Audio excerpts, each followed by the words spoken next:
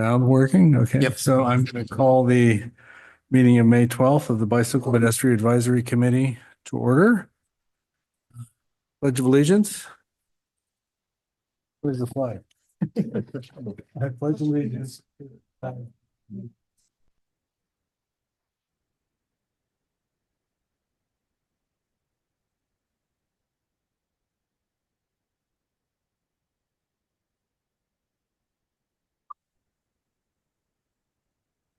Still getting used to the new room. Okay, so first thing, roll call. Also, Chair Ravasio, Here. Vice Chair McPherson, Here. Post, Here. Here. Here. Here. Okay, thank you. And I should introduce our new staff liaison, Nick Cartagena. Yeah.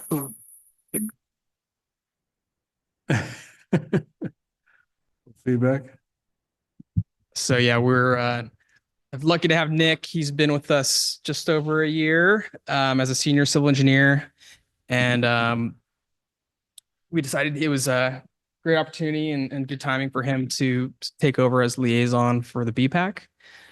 Chris Good is still around and will be focused on flood board amongst some other responsibilities. So, but anyway, yeah, Nick's got a ton of experience. You want to say a little bit about yourself?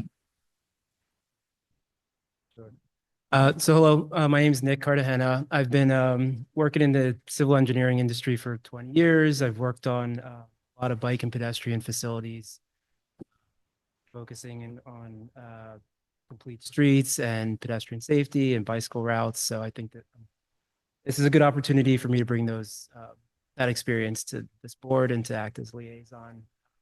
Works. I'm excited to be here. Thank you. Yeah, Nick was in charge of the Costa Complete Streets project, which just wrapped up. So Thank you. Anyone with 20 years of civil engineering experience is a friend of ours. So thank you. Okay, welcome, Nick. Okay, so first we're going to do open time for the public. This is for items that are not on the agenda. So if there's anyone who would like to speak on items not on the agenda, this is your opportunity to do so. You can come up to the microphone and speak to us up here. As a reminder, we are not allowed to address items that are in public comment because they're not on the agenda, but you're allowed to speak for 3 minutes. So if anyone who would like to speak, please come forward.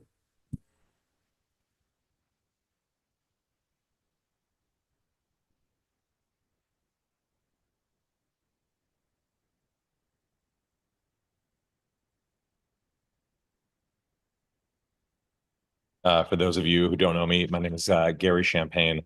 I own a small little boutique fitness center down here in the Park Madera Center for 20 years, and I've been a Corte Madera resident in East Corte Madera for 10 years. And my family and I, we take evening walks pretty much every single night on the little multi-use path out by our back gate. We our back gate right by San Clemente, and it was on March 5th. We go out there, and my boy Finn here, he's 4 years old. He went out first and got on the path, and I was waiting for my 7-year-old to join us. And all of a sudden I hear screeching tires and some guy say, "Oh, F." And I look up and see his back tire is already in the air. My son is coming kind of like across the path. I think he was trying to maneuver out of the way, and they collided. Biker flew off the bike. Major crash. His feet were locked into the clips, so the bike went up in the air, came crashing down on Finn's head. It was a very cold, windy night, so I went out there, obviously attended to my son. He was in such pain, would not stop crying, so I kind of ushered him in the house. We found out that he completely, peed his pants because the pain was so bad. I took his pants off and saw the injury, and long story short, we went to the hospital, and he completely shattered his tibia.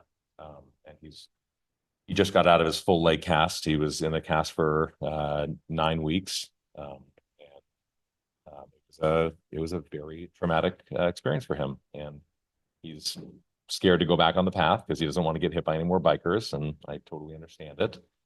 And I just, I feel like we definitely need to do something about these certain paths that are going to be, used a lot more by bikers and pedestrians, specifically the one along San Clemente. I know Tiburon has a lot of signage that I think was amazing. I mean, I've talked to a lot of my clients of mine that are bikers and pedestrians, and there's ideas thrown around about, there needs to be mandatory speed limits, this and that. I mean, that would be great. I just don't know who's going to enforce them and if they're going to really be that effective. But I think signage is going to be huge, just to really remind the bikers that, slow down and, basically pass at your own risk. If you are passing by a dog or a small child that's unpredictable, you can't be passing by it at 15, 20 miles an hour. You have to slow down. Just on Amazon, just something that's just kind of nice and classy, but a little bit more cautious. It's not angry. Something more kind of cute. They have those signs that said, drive like your kids live here. So just kind of certain ideas. Maybe another one that's a little bit more, I don't want to say more aggressive, but, pedestrians have the right of way, pass at your own risk, make yourself heard and pass with caution. Don't let an injury be your fault. Something that speaks a little bit, hey, if something does happen, pedestrians do have the right of way. Yeah. Thank you, Gary. If you can wrap up, I appreciate it. Okay, thank you very much. Anybody else? Looks like we have at least one more. Hello, David Bell, Corte Madera, East Marina Village. Here to support my neighbor and friend Gary. I also frequently walk with my dog and bike that path. And it's not if, but when. I mean, this was not an e-bike, but not if, but when. There's going to be a much more serious incident on that path. I know there's many hot spots with kids on these motorcycles. So I guess my point for the BPAC here is I noticed on the agenda last meeting that a future agenda item was limiting class 2 e-bikes to riders age 16 and over, but you have failed to agendize. So I'd like to look at each and every one of you and think you have to do that. Do something to prevent the next serious e-bike accident. Thank you. Bob Bundy, Golden Hind Passage. I'd also like to advocate for speed limits, especially on the multi-use paths along the Redwood Trail. My understanding is that you may have to do speed limit checks to determine what the actual speeds are. I don't think that's been done in Mill Valley, where they put the speed limit out at 10 miles an hour, or in Tiburon, where it says speed limit 15 unless pedestrians are present, and then it's 8. I know there's probably no ability to really get out and enforce these, given our staffing issues at the Central Marin Police.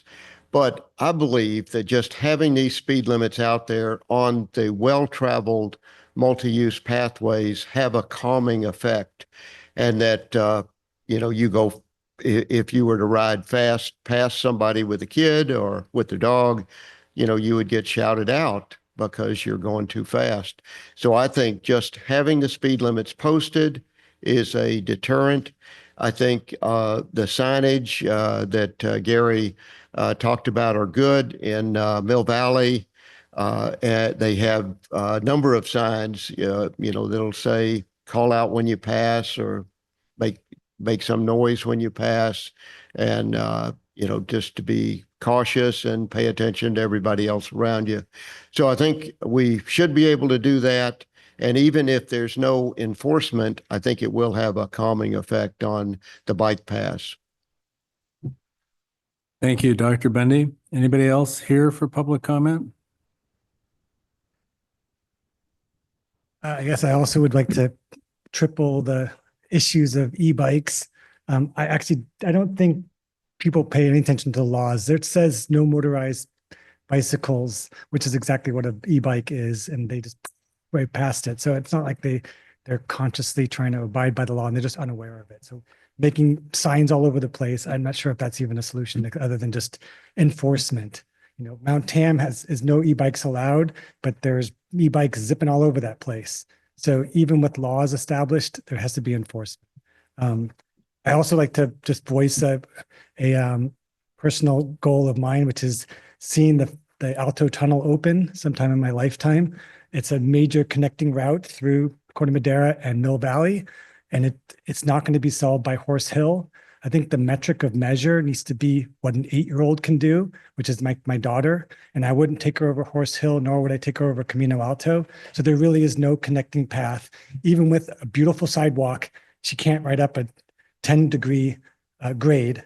And Alto Tunnel is the only logical route that takes you straight off the path into another trail system and over Mill Valley. That's it. Thanks. Can we get your name? I don't think. My name is Mike Strasser. Thank you. Anyone else here want to make public comment? Okay, thank you. Do we have anyone online?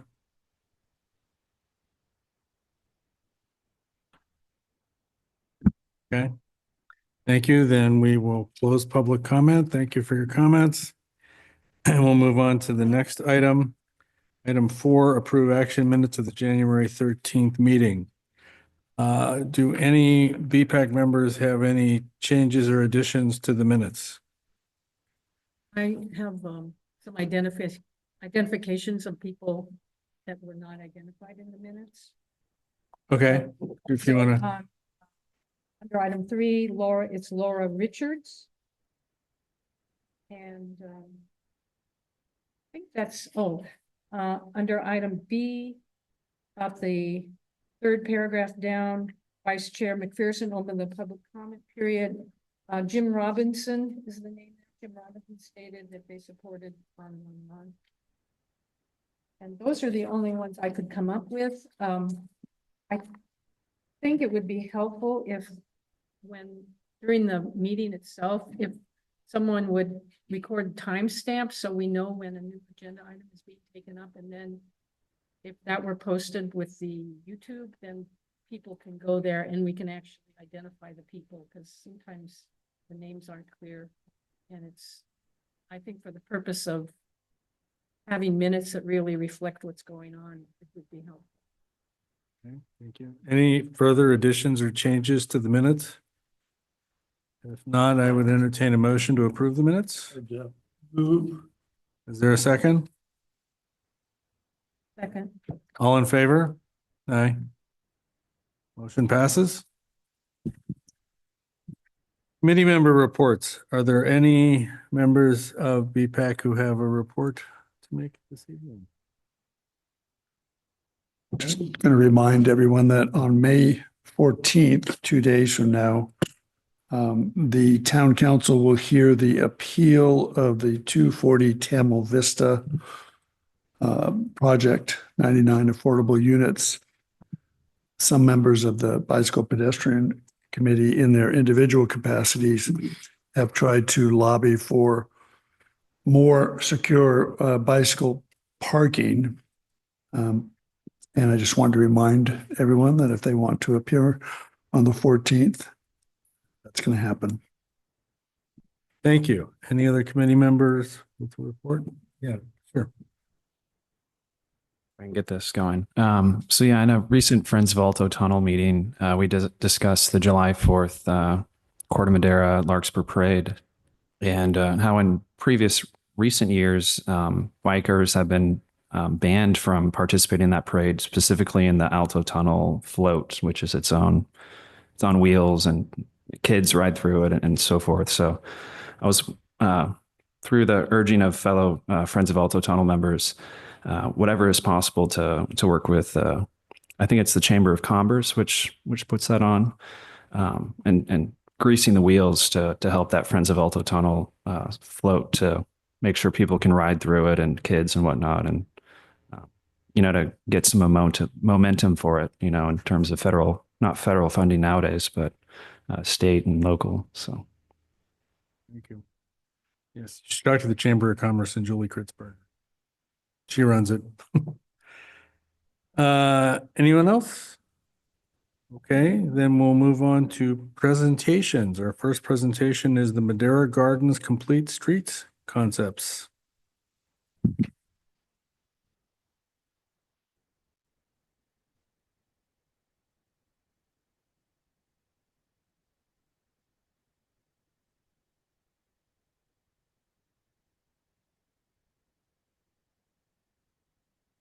Well, Nick powers that up. Good evening, BPAC. Dimitri Copeland, Assistant Engineer with the Town of Corte Madera. So be presenting on an update that we have for the Madera Gardens Complete Streets.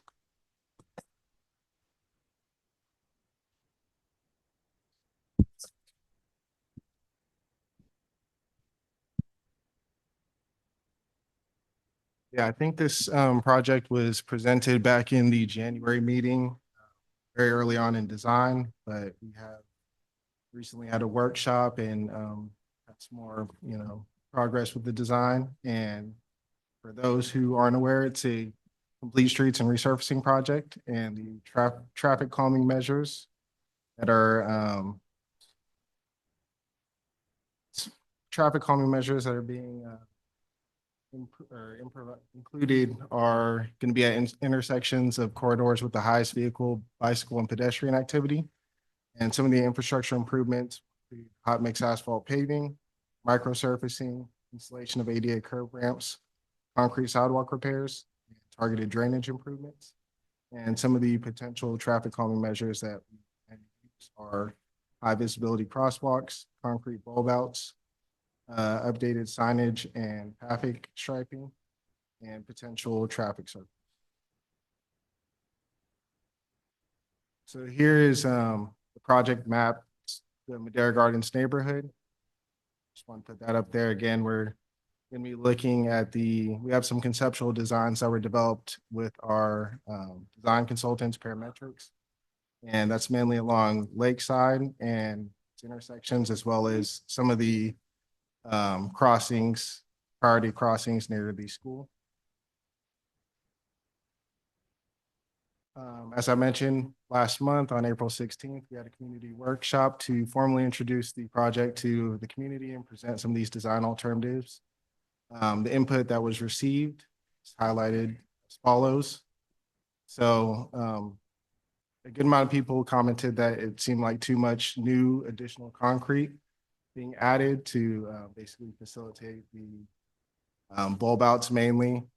And we tried to, address that as we move forward with the design by trying to reduce the hardscape at the back, as well as looking to other alternatives such as painted bulb outs and things that can achieve the same goal. So I'll go into that a little bit more later. But another comment was to review Apache Road at Lakeside Drive and Birch Avenue intersections. People are saying that want us to look into traffic calming measures there. They're saying that vehicles especially will come around Lakeside or Birch and won't necessarily see people coming off that path. The Larkspur Corte Madera path are headed towards it. So we also added that as a priority location for our design. Request for crosswalks at Birch Avenue and the Lakeside Drive intersection. So we're planning on just doing a couple on the northern side of the intersection, and people wanted to have crossings at each corner, which we carefully implement. And then also implementation of the red curbs at intersections, which I think we're going to discuss later. It's a separate topic. The daylighting law, basically red curbing within 20 feet of these intersections. Support for RFBs at Lakeside and High Canal Path. And people wanted to look into slowing down cyclists crossing Hickory Avenue. That area.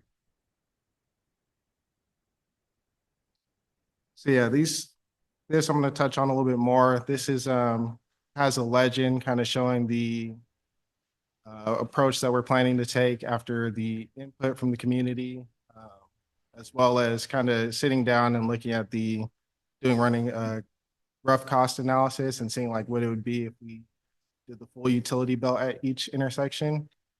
Some of the comments that we received, as well as, just knowing the area is that, you know, not every intersection has the same amount of usage. And there are some opportunities again to kind of address um, the amount of concrete that would be added. And just to touch on budget, got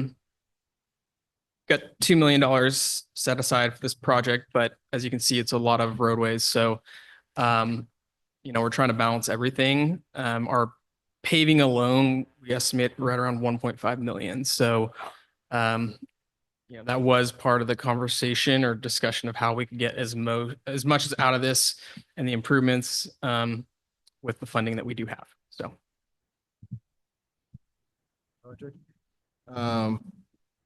Yeah, so that being considered, we're able to, you know, adjust the approach and use the input and kind of come up with this approach moving forward that is within our targeted budget and addresses a lot of the things that we're still trying to achieve. So I'm going to go to the next page. It has some examples of the, you know, this legend here. I know just looking at it may not be as intuitive, but yeah, so as you can see in the top left, there's the regular bulb out. So that is your, you know, standard concrete bulb out, which we initially were having at more intersections as a design alternative. But again, try to limit it to the ones that we felt really needed it, especially at Lakeside and Mohawk, which we'll get into a little more. And going down, we have the floating islands. So that is just, you know, shortening the crossing distance, increasing visibility. Painted bulb out, which, you know, achieves the same thing as the concrete bulb out, just visually. So we added that in there, and then the traffic circle, which we feel like there's a particular location that would be able to benefit from that. Show that in a minute. And then the rectangular rapid flashing beacons. So going from east to west, mainly because the main intersection that we had the most complaints or comments on was Lakeside at Mohawk, coming off of Tamalpais. So those of you that are familiar, a lot of people will try to avoid the left-hand turn over at Madera Boulevard, and then they will cut onto Lakeside Drive and then swing that turn onto Mohawk Avenue, which you know, people are concerned about how fast you can make that turn because of how wide the intersection is. There's some visibility things going on with the people heading east across Mohawk or Lakeside. So here we're planning to do the regular bulb outs. It is going to be bulbing out quite a bit again because this intersection is very wide. So it varies from 7-foot bulb out from existing to 9 feet. Again, we did try to reduce the hardscape in the back to try to reduce the amount of concrete that they're going to be seeing. And then the traffic circle as well is going to be. So heading west, you see Lakeside at Monona. So here we're going to be implementing the painted bulb outs at this location. We'll be putting in new ADA curb ramps at each corner. And then a little bit southwest of that, you can see the High Canal Path crossing at Hickory Avenue. So there we're going to be doing the floating island, as you can see there, that little diagram. That's basically what we're going to do there. And initially we were planning on doing pedestrian refuge there. However, to accommodate people narrowing the lane and then causing them to slow down, but a lot of people were concerned about removing parking there. So we figured that we could achieve more, or we'd reduce the amount of parking that would be removed and be able to also add a stencil onto the bike path there for cyclists that would stop them before crossing the road. Heading in northwest, we have the Lakeside at Mohawk again, and that's another regular bulb outs.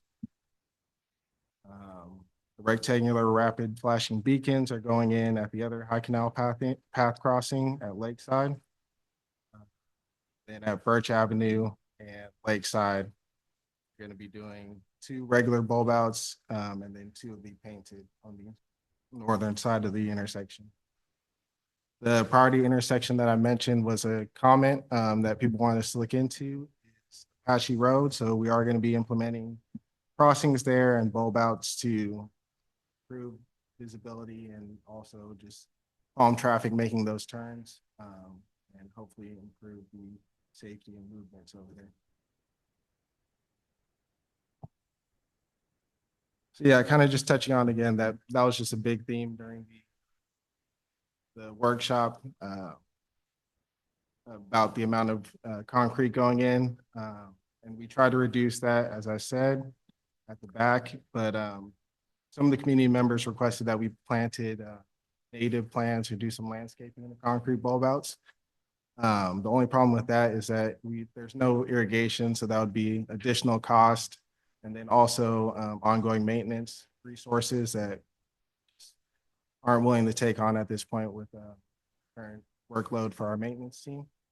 So some of the other options that we have here are the pavers or stamped concrete, decorative rocks, and even mulching.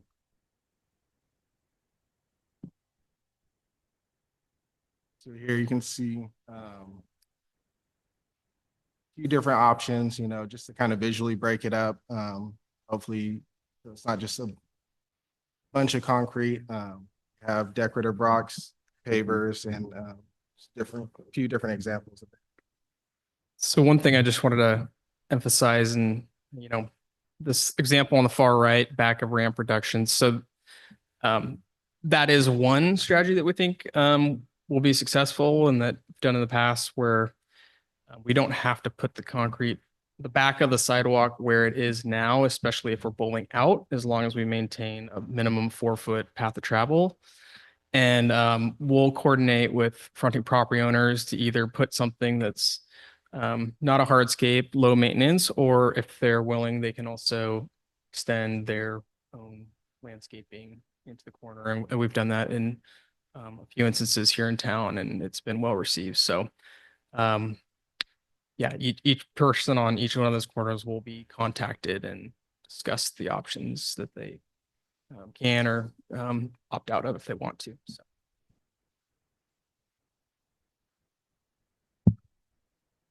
Yeah, so again, these are us trying to got a lot of good feedback during the workshop, good attendance in that, and we just tried to use as much as we could as we further design. Planning on, or we're hoping to finish full design in the next couple of months and start construction sometime at the end of July or August. And yeah, again, this slide mainly speaks to comments that were received, and it's not really, you know, it's already roadway there, so it's still impervious area, but there's a way that we can make it look better visually. We're open to it. So yeah, if there's any questions or feedback, we'd be willing to hear from BPAC and see if there's any ideas or comments, things that you'd like to see. Thank you very much. Okay, we'll start with questions. Are there any questions from members of BPAC? Go ahead. Yeah, thank you. I have a question on the crossing at Mohawk, not Mohawk.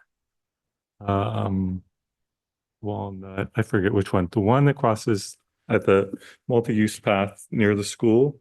Is there any reason why you we would not use the rapid flashing lights at that point?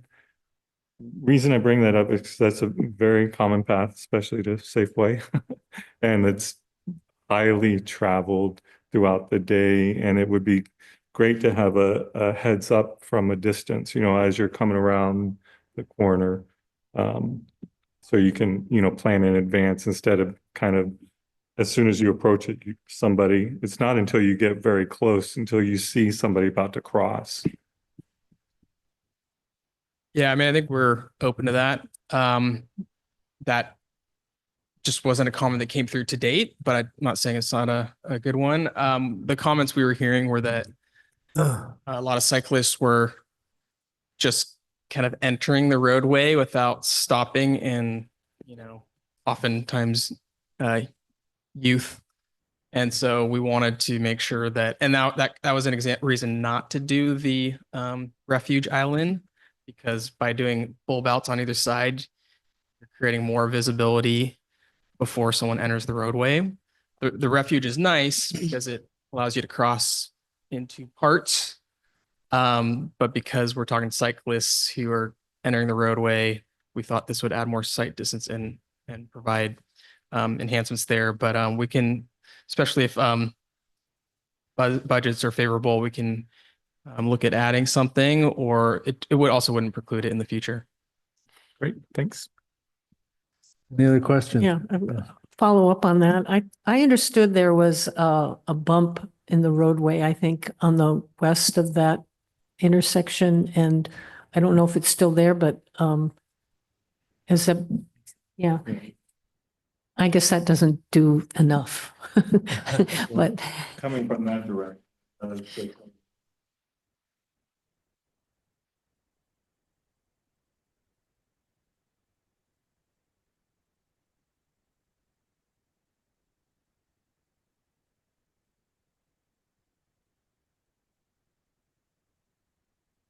that's bumps are not in your armamentarium of techniques, I Well, guess. we actually looked at making that crosswalk an elevated crosswalk, but if you actually follow the existing profile, it kind of is one already.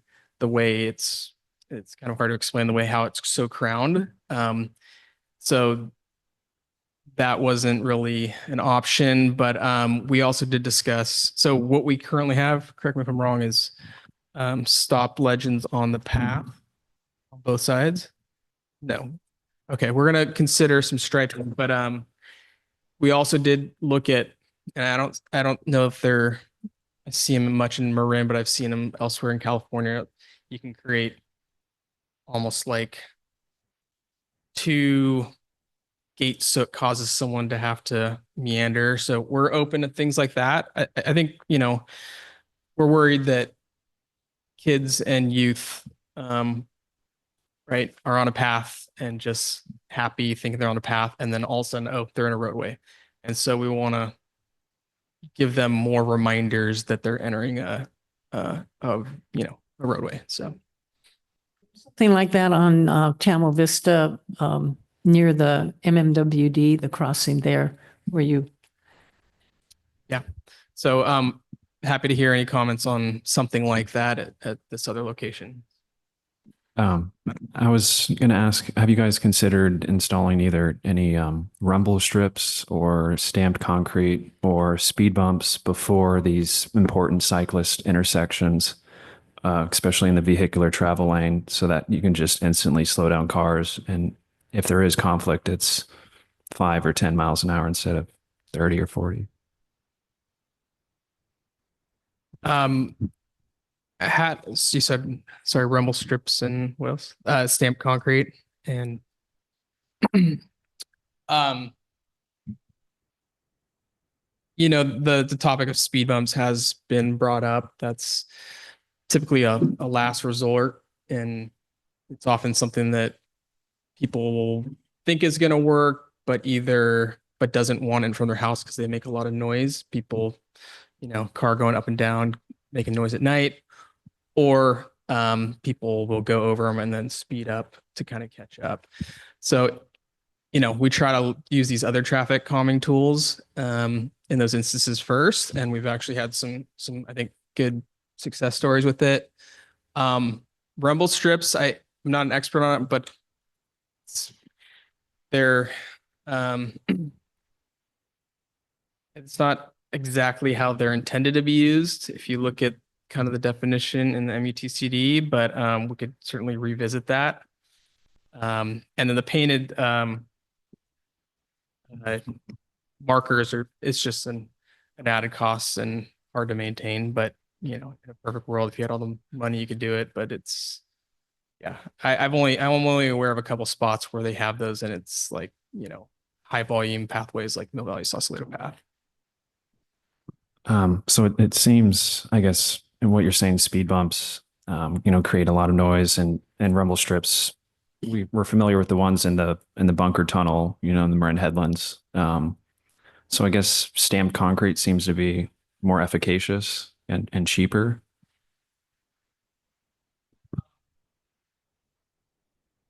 And I think I heard you say the rumble strips would be in the road, but we wouldn't put them on a path for ADA reasons. They're a challenge, but I also have heard comments from cyclists. They used to put those dots places to slow people down, and I've heard cyclists hate those. But so it's I haven't heard a clear solution, but we can look into something. I mean, what we were potentially going to do is put a stop sign on the path, and will every cyclist stop? I'm not going to say that, but hopefully it tells a kid to look really carefully before they enter the roadway. The photograph exemplar of the painted bulb outs showed bollards or delineators in the street. Is that intended for this project? And also that traffic circle, I think that's brilliant for that Lakeside and Mohawk large intersection. To prevent people from just driving over that, would there be some sort of delineators or something to set it off and keep people from driving over it? Yeah, you want to answer that?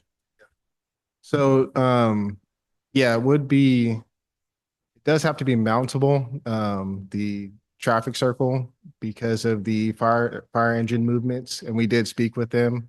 But we're going to be messing with, I think it ranges from, 4 inches in height maximum, in transition. So we would hope that, majority of people would not try to drive over it, but it does have to have that aspect for fire engines. So yeah, these, which are different than a roundabout, it has to be mountable for those larger vehicles to traverse it. And there's often going to be like 2 different aprons, and we haven't decided exactly what those are. We need further coordination with fire, but they said they're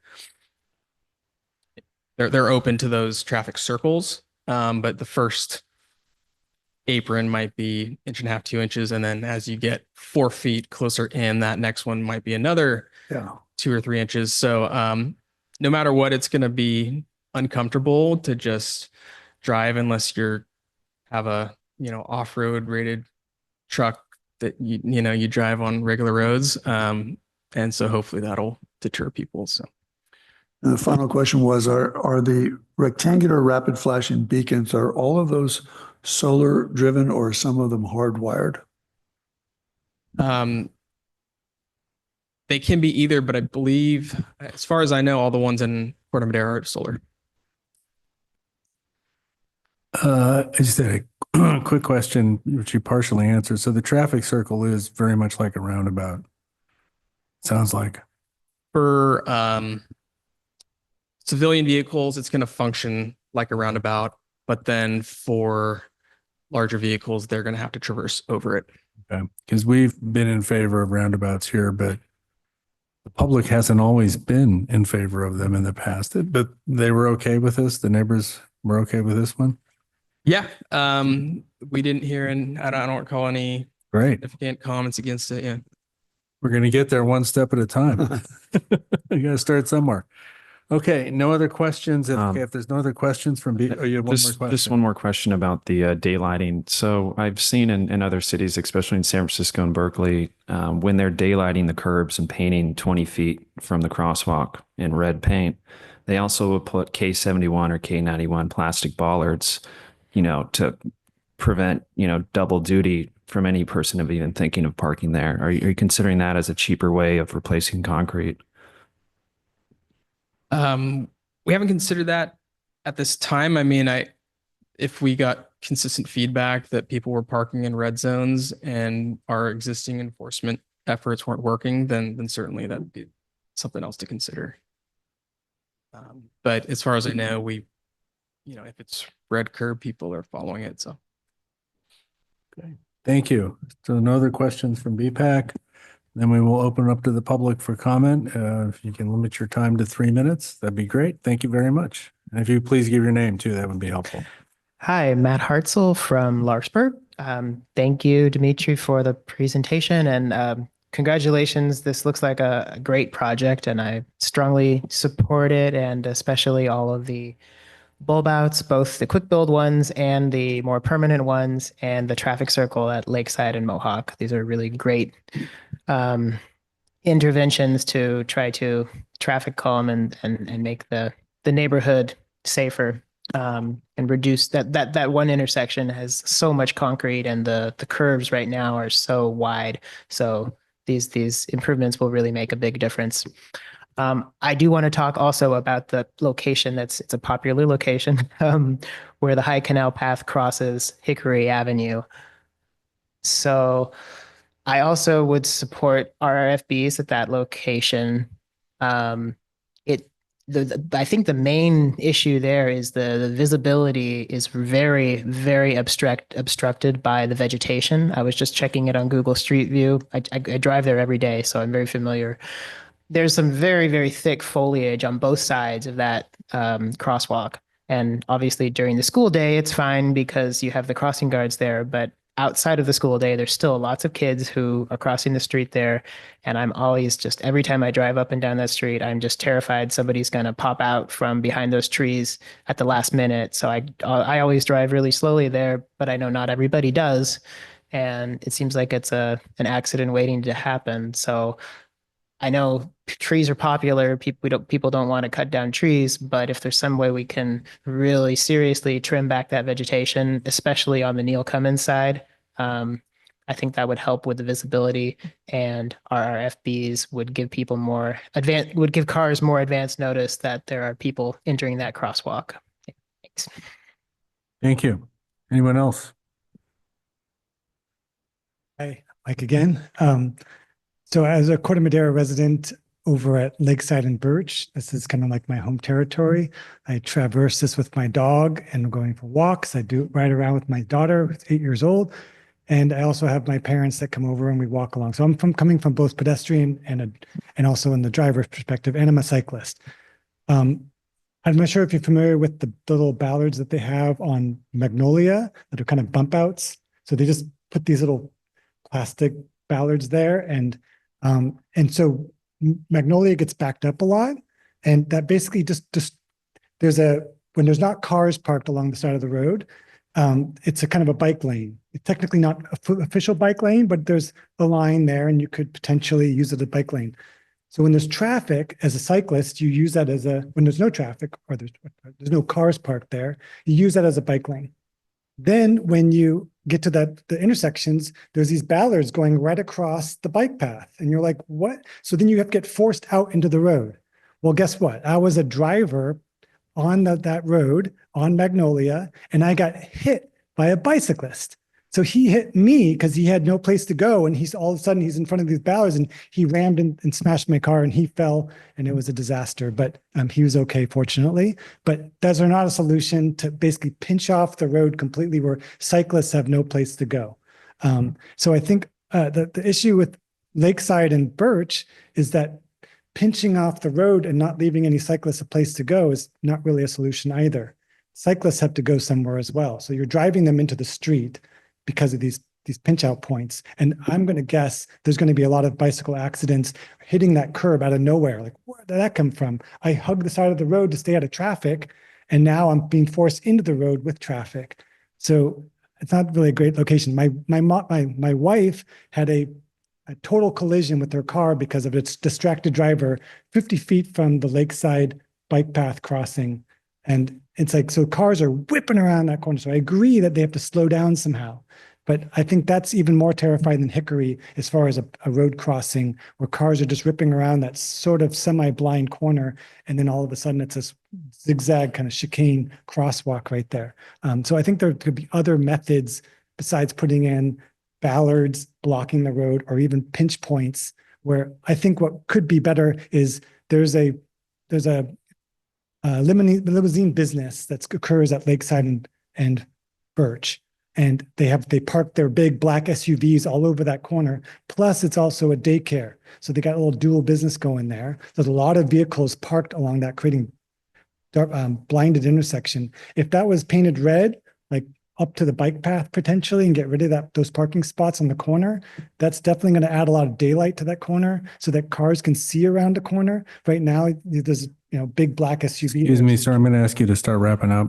Okay, well, 3 just saying minutes is that up. there could be other ways than pinching off the road and by making it illegal to park on either side of the road in those corners. Thanks. Thank you. Any other public comment? Do we have any online public comment that we need to bring in? I don't see any hands up. Okay, so we're going to close public comment and we're going to bring it back to the BPAC for comment on this. And this is not an action item, correct? It's just a presentation. It's listed as a presentation, so we don't need to vote on anything. We're just going to give comments. So Yeah, does anybody want to comment on this project? Anyone? Yeah, go ahead. Just quick comment.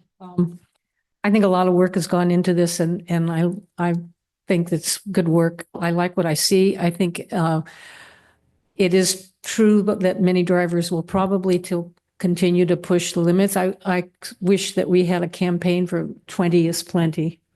That's what other communities have done. And even if the speed limit is higher, I know we thanks to Public Works, we've lowered speed limits on roadways, but 20 is plenty. And if we could get that message out, that would be good. Thank you. Could I say something about the vegetation on the one crosswalk you were talking about by Neil Cummins? I think maybe like a mirror or something where you could see around the corner instead of clipping off the vegetation. I think people would like that a lot more than having to trim it back. Like if there was a big mirror and they could see around the corner and see cars, bikes could see that. I think that would give them enough time to stop. I think that'd be better than clipping back vegetation. Thank you.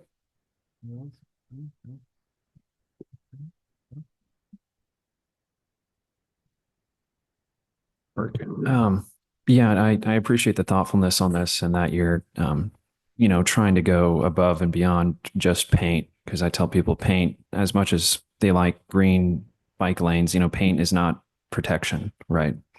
So, safety doesn't work on the honor code, honor system. It never has, never will. It has to be mandated through road design. And that's done through narrow lanes,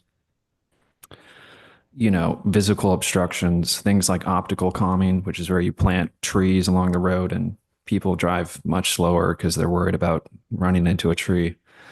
But yeah, I encourage you guys to in your travels throughout the Bay Area, especially San Francisco and Berkeley, they're really trying to push the envelope in terms of road safety and talk with their DPWs and have chats and seeing what's working in college towns and metropolitan areas, because that's where you'll see the envelope and where you can see where Corte Madera can put their postage stamp on that envelope and really make this the safest town in the county. So,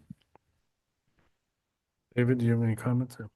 I just wanted to compliment staff on the public outreach on this project. I saw the signage and I saw the number of people that showed up, and so that was really outstanding. So to add to all that too, this great project. I mean, I walk in this neighborhood a lot and it's going to be great. I think you guys did a terrific job and I'm glad the public is behind it because it sounds like it's going to move forward. So thank you very much. Okay, moving on to the next item, Lower Christmas Tree Hill project being introduced. Okay. If you can give me a moment to set it up.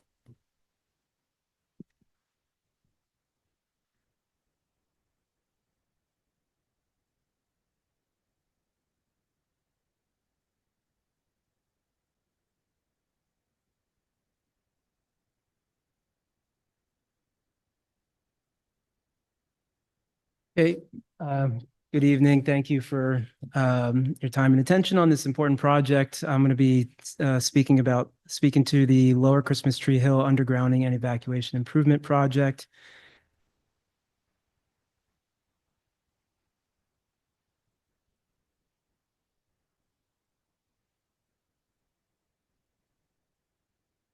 There's a little bit of a lag on the PowerPoint slides.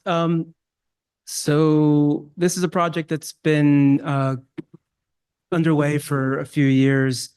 But just to give you some orientation to the area that we're talking about, it's the Christmas Tree Hill on the western end of Madera. And we're going to be focused, our project focuses on the lower Christmas Tree Hill, which consists of the following roads: Redwood Ave, Edison Ave, Morningside Drive, Portola, and Crescent. The project has we've gone out to the community already once in November for a workshop 1, where we presented the background of the project, the history, the some of the constraints, and our goals moving forward. The project is an initial kickoff. It's a conceptual level project at this point, and it's going to get us to a point where we can go out and do final design in the coming years. Workshop number 2 is coming up to this week on Wednesday. And I added this little bit on the bottom here. I don't know if you can see my mouse, but you can go to the website to see recording of workshop 1 for more background information, and download the PowerPoint slides. Also for information for the upcoming workshop on Wednesday.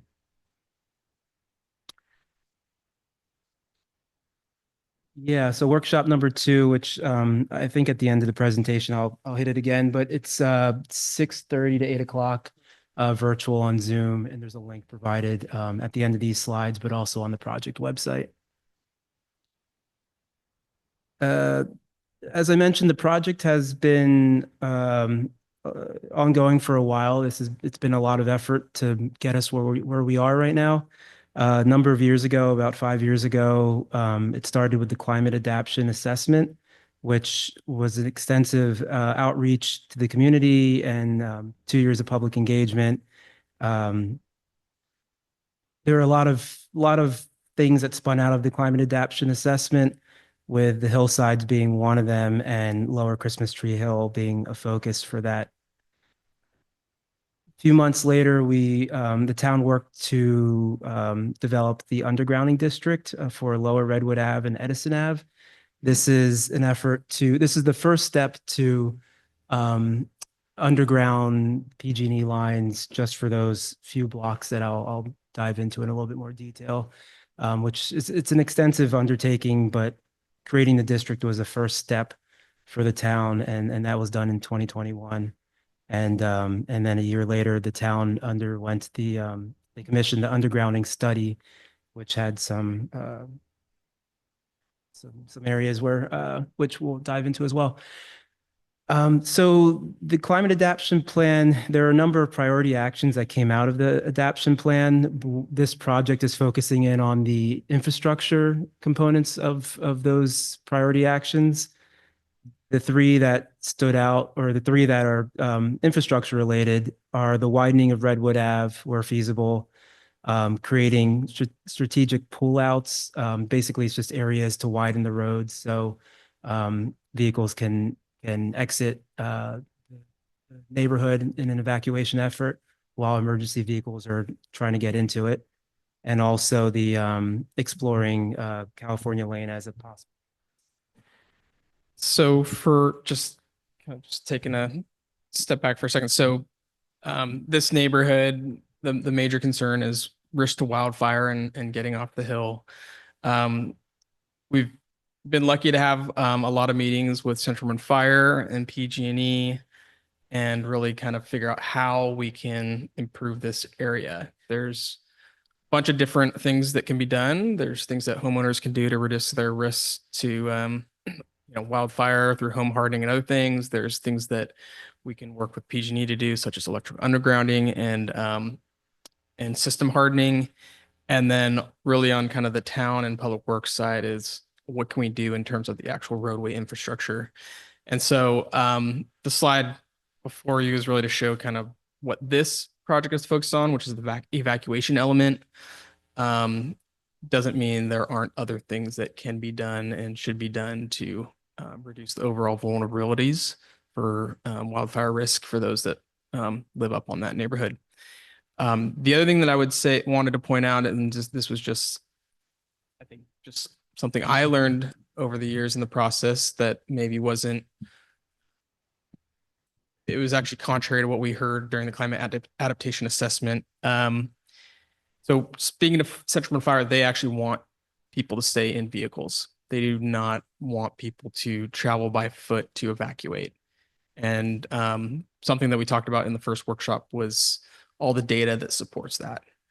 There's been few, if any, examples of people having tragedies being in their vehicle compared to being out on foot. So we have recently invested in our town maintained steps, lanes, and paths in recent years, and that's good for, you know, all the reasons people use those. But something that we learned through this was that we should be focused on evacuating through using a vehicle.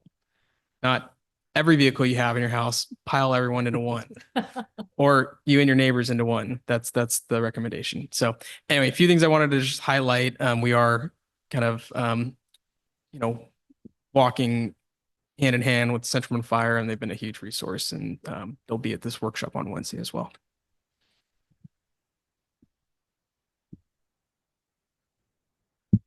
Great, thank you. And so that kind of ties us right into the next slide, where we're just added this to highlight that there's high level literature out there that looked at what's the leading cause of civilian fatalities, what factors contributed to those deaths, and what can we do here in Marin County. And the salient conclusion was that in most cases, as RJ mentioned, that being in your car on the road, evacuating early is the best path forward. So to dive in a little bit more into our the project at hand, we're looking at a number of improvements for the lower Christmas Tree Hill area. This is a busy slide, and I'm going to walk you through the legend as best as I can. The orange or yellowish dashed line that's on Redwood Avenue from Corte Madera Ave to just past Portola Way, and then also up Edison about a block and a half, is the undergrounding district, where we're focusing on, we're looking into the possibility of undergrounding or hardening the PG&E electrical lines. From the undergrounding study, they were determined not to be a risk for fire, but rather there's concern that if something was to happen, they could block the egress for the neighborhood, since this is the main egress for the area. So we're looking at undergrounding or hardening those lines. The dashed blue in about the same area, just goes a little bit further down Redwood Ave, is where we're looking at widening, focusing very heavily on widening that roadway so we can increase vehicles exiting the neighborhood, adding a lane of a vehicle lane. So what we're looking at right now is possibly having an emergency lane that's not used every day, but just an evacuation scenario where you have 2 lanes going out and 1 lane going in. So emergency vehicles can still come into the hillside, but we're prioritizing getting as many vehicles off the hillside as possible. The remainder of the project in the dashed green, we're looking at through the lens of Complete Streets project. So we're looking at resurfacing, roadway resurfacing, sewer upgrade or sewer rehab, improving any storm drainage where possible. And he's going to be looking at signage, striping, and things of that sort. And I'll get into it in a little bit further down the road. We're looking at roadway widening in certain areas where we're trying to reach a certain width.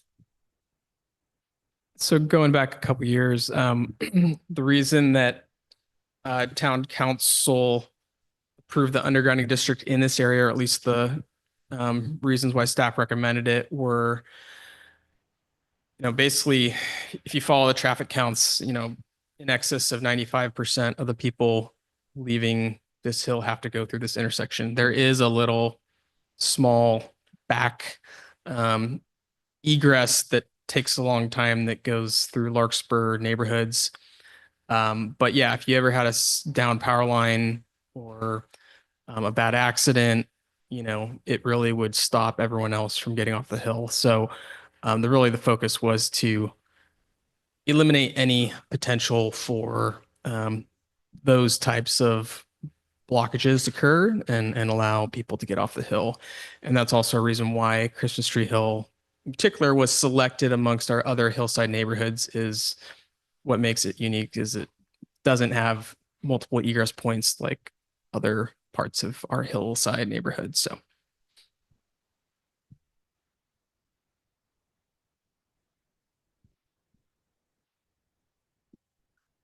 looking a little bit more at the utility undergrounding and the hardening. This is the intersection of Redwood Ave and Corte Madera Ave. You can see one lane going into the hillside and one lane going out with a power pole in the distance. We're basically we covered all these points already. The rule gets into the weeds a little bit, but the PG&E Rule 28 credits, the town has a certain allotment of credits in addition to potential town funds to fund the undergrounding effort. This was something that this community was really behind. yeah, and so that's another thing is the undergrounding is very expensive. So as much as we would love to do the entire hill, even those 2 short blocks is just over $1 million. And just another photo of that lower Redwood Ave. You can see the power poles and the lines, and I can imagine if a line came down, the difficulty it would be to evacuate. So the other portion of the project that we're looking at is widening the roads. Again, we're very early on looking at conceptual designs, just kind of feasibility at this point. The lower Redwood Ave and Edison Ave are where everything, the neighborhood funnels into. So we're currently evaluating different alternatives to widen the road and add another lane. There's potentially a need for localized parking removal on that lower portion of Redwood Avenue, which we're going to be discussing in the upcoming workshop on Wednesday. And we're prioritizing the reducing congestion at Redwood and Edison. When we look at the traffic counts, about half of the traffic comes from Edison and the other half comes from the portion of Redwood Ave just upstream of Edison. The other roadways that we're looking to widen are going up Redwood Ave and Morningside Drive. So we're looking at certain areas such as this hairpin turn to widen to make it easier to navigate the turn. Also, you can kind of see the elevation difference there, which makes it difficult.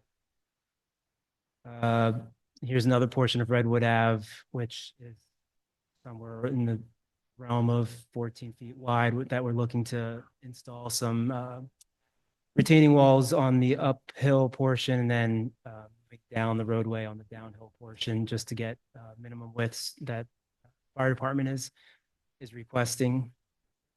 And another shot of another area of Morningside Drive that's less traveled, but very, very narrow.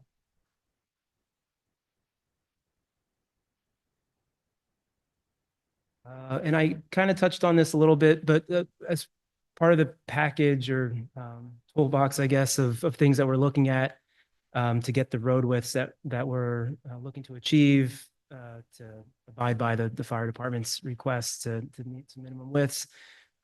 We're looking at parking restrictions for red flag days. We're expecting, or on average, we have about 12 to 14 red flag days a year. We're looking at certain areas, and I can't say for sure if this is one, but I believe it is, where to get the minimum width, this will be marked with a stencil on the pavement as a parking restricted parking spot that we would figure out some kind of program with the homeowner or the neighborhood to create a permit permit program. And again, another area that could benefit from that.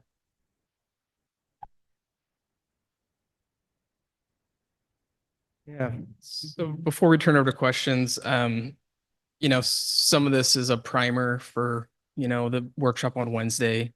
It's trying to balance the safety benefits versus the, convenience benefits of parking and other things. And it's going to be challenging, but we definitely want to educate and make sure people are understanding the reasons that we're coming up with the various alternatives and, obviously looking for feedback from the public on kind of where this goes from here. So encourage everyone to attend who can. And it's 6:30 on Wednesdays.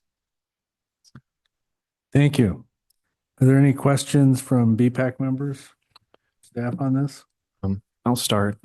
Thank you for addressing this because this neighborhood is frankly a maze. And in the past, I've delivered for UPS there and almost, experiencing moments of your car almost going off a cliff because of how tight things are. So there's three current concerns. One is on wayfinding. Have you considered installing wayfinding paint on the ground and wayfinding signs at key intersections for evacuation so people know where to go?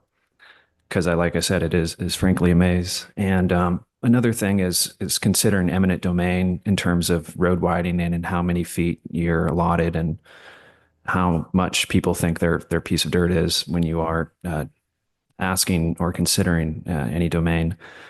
And also another concern is, I guess, parking is preventing a lot of passage, and how much more daylighting and parking restrictions is needed to actually help road width and telling neighbors, maybe you can't park here, but it'll save your life when a disaster comes. So.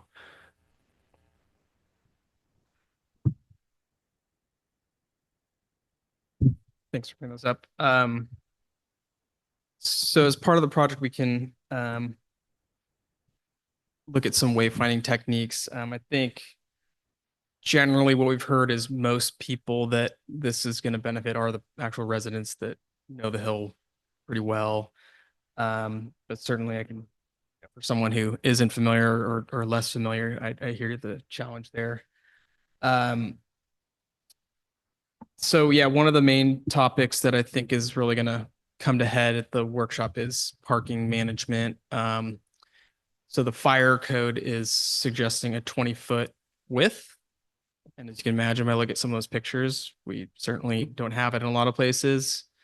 And so as a design team, we're really trying to push that as close as we can to that 20-foot width for especially Edison and Redwood, which are the ones that serve the main egress point. For some of those interior roads, we think it's reasonable to reduce that to like a 16-foot wide design section, which is kind of the minimum that the design standards would want for a two-way road. So that's kind of our basis going into it. And there are going to be some, parking issues that come up and we're gonna have to get creative and, bringing up the red flag days. I know there's a lot more red flag days in a given year, but talking to Central One Fire, I think locally significant red flag days is closer to 14 or so. And can we, in those days as a community, try to put ourselves in a safer position? So, parking is going to be a big topic of this one. So we did send out mailers to everyone on the Hill just because we want to make sure that everyone has a chance to be heard. So. Thank you. Any other questions from BPAC members? Topic? Yeah, question. I guess I'm wondering, when will you get to the stage of talking about funding? We do have a good amount of funding set aside in our draft 5-year budget. And we're continuing to lobby PG&E to kick in more as well. That's ongoing, but we haven't gotten that full commitment yet. They're looking at possibly, there's an opportunity we might find ourselves in their program, their next cycle of kind of undergrounding and or system hardening that's set up for, years 2026, I think after 2026. So we're crossing our fingers on that one. We've made a hard push. And I think we've gotten a lot of attention from them in that way. Sorry, was there another piece of that? Okay. A couple of decades ago, there was a fairly active neighborhood association, the Christmas Tree Hill Dwellers Association, but I haven't seen anything in quite some time. Is it still active? I've heard that once or twice, but certainly the folks that were pretty vocal during the climate adaptation assessment have been emailed and are aware of what's going on, and a lot of them attended. So yeah. Good. Okay, it doesn't look like there's any other questions from BPAC members, so now we'll open up to the public for comments. Thank you. Hi, Matt Hartzell Larkspur again. Thank you, Nicholas, for the presentation. This is a conundrum. Like, these streets were built 100 years ago. I'm not a historian of automotive horsepower, but I often wonder how the vehicles of 100 years ago made it up slopes like this, like Summit Drive. It's crazy. Anyway, I have a question about the map that was referred to as the busy map. It showed some dotted green lines, and in the legend it said complete streets improvements. I didn't hear any discussion of any specific complete streets improvements. Usually that means pedestrian or bicycle facilities. Obviously, when the roadways are only 14 feet, there's not space for bike lanes, let alone 2 lanes of car traffic. So I'm just wondering, what were you thinking, envisioning in terms of complete streets improvements for this neighborhood?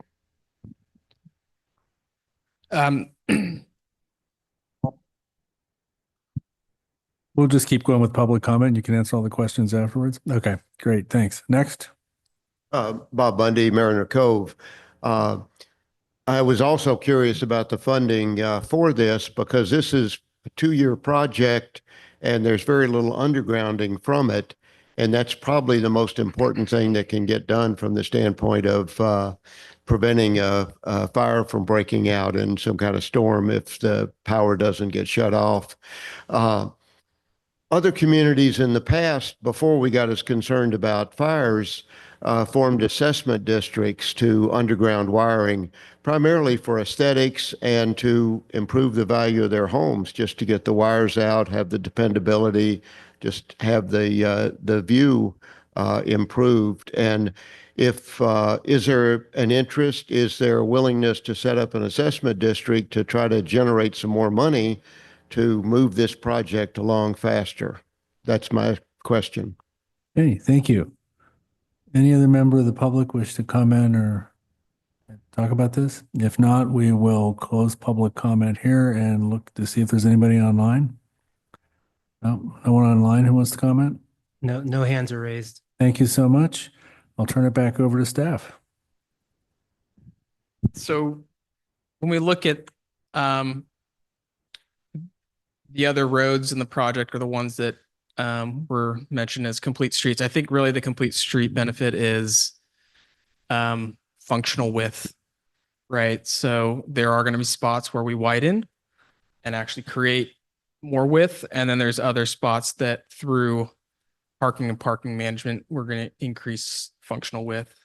And so with more width, there's less, there's always going to be a risk on roads that are, narrower, but it's certainly going to open it up for more users to use the space without conflicts. We'll also look at, all the striping, opportunities for striping and also signage. And the other one I was going to comment on is the assessment district. So to date,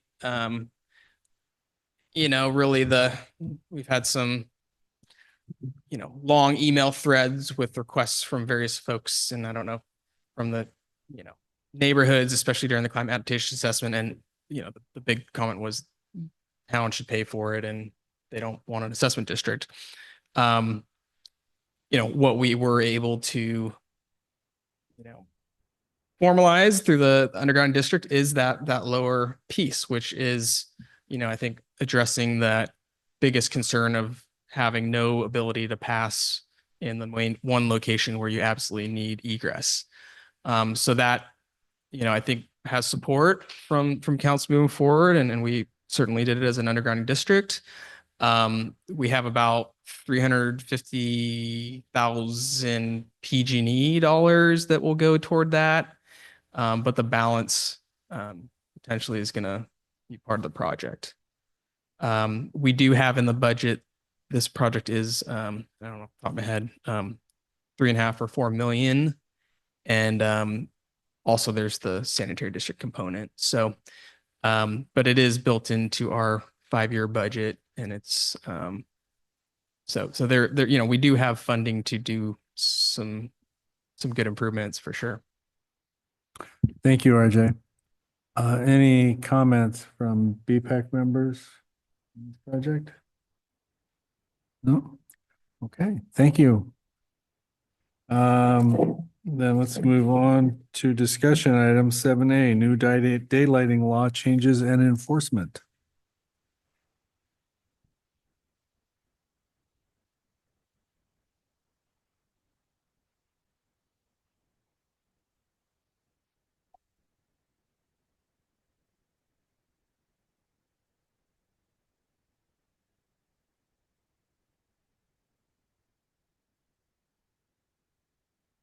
So this is a discussion item for the committee. The topic is the California Assembly Bill number 413, signed into law in 2023 and went into effect earlier this year. The bill makes it illegal in the state to park within 20 feet of the approach of a marked or unmarked crosswalk, even if there is no red curb painted. The new section of the vehicle code prohibits stopping, standing, parking within the crossing approach.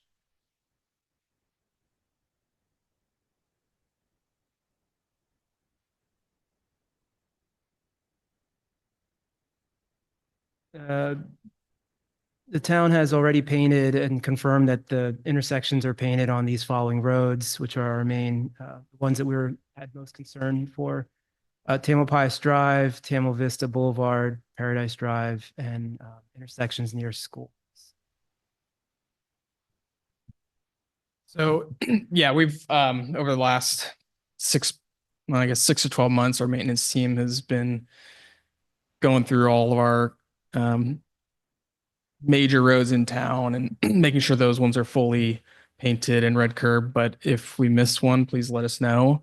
It's our understanding that they've been all up to this latest daylighting law. And beyond that, I think a lot of jurisdictions are it's like a fire hydrant in a lot of ways. Like you're not allowed to park next to one, and you shouldn't be within 15 feet. And you should know that either way. And whether we red curb it or not, it just kind of depends on if people are following that or not. So if we see areas of constant violation or whatnot, then we should go paint them. But at the same time, I don't know that we want to right off the bat automatically paint every curb cut or every corner in town. So that's just something that each agency is kind of working through, and it may take some time just to see how we go about it. Oh, sorry.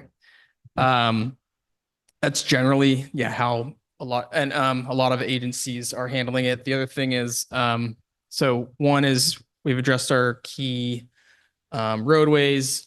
2 is on a project by project basis, and we actually did for Madera Gardens have a request to red curb those, so we're concluding that.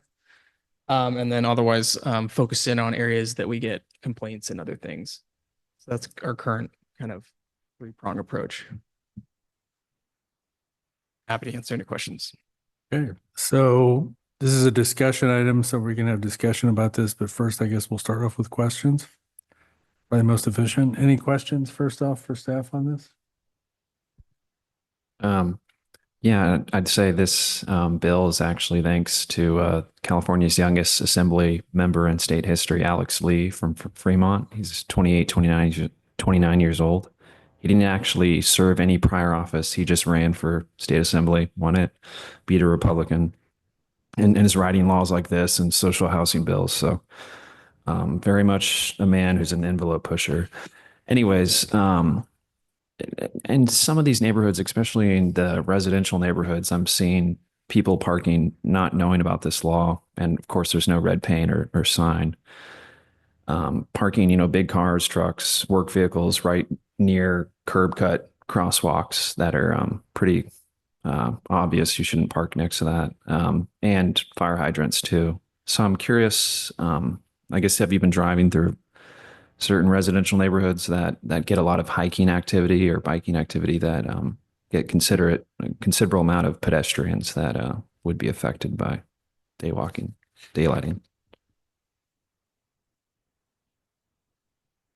Do you mind clarifying the question? I guess what's the extent of the red curb painting? Or I guess how much expectation of random Corte Maderans for them to know about this law unless it's signed or marked, or maybe have banners in front of the Lazy Boy intersection, or whatnot.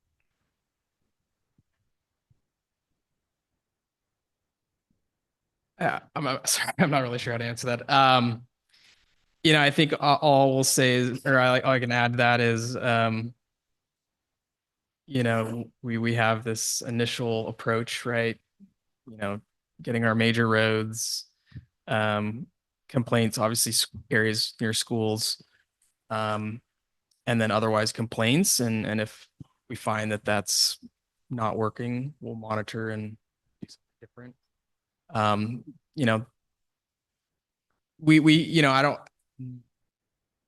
Not everyone wants all red curb. Some people are conscious about striping in general in residential streets, just trying to keep it, a little more rural, if you will. And then otherwise there's a cost to everything, and maintaining red paint every 5 to 10 years, there's a cost. So just want to be thoughtful about it. But yeah, I don't have just have to kind of monitor as time goes on.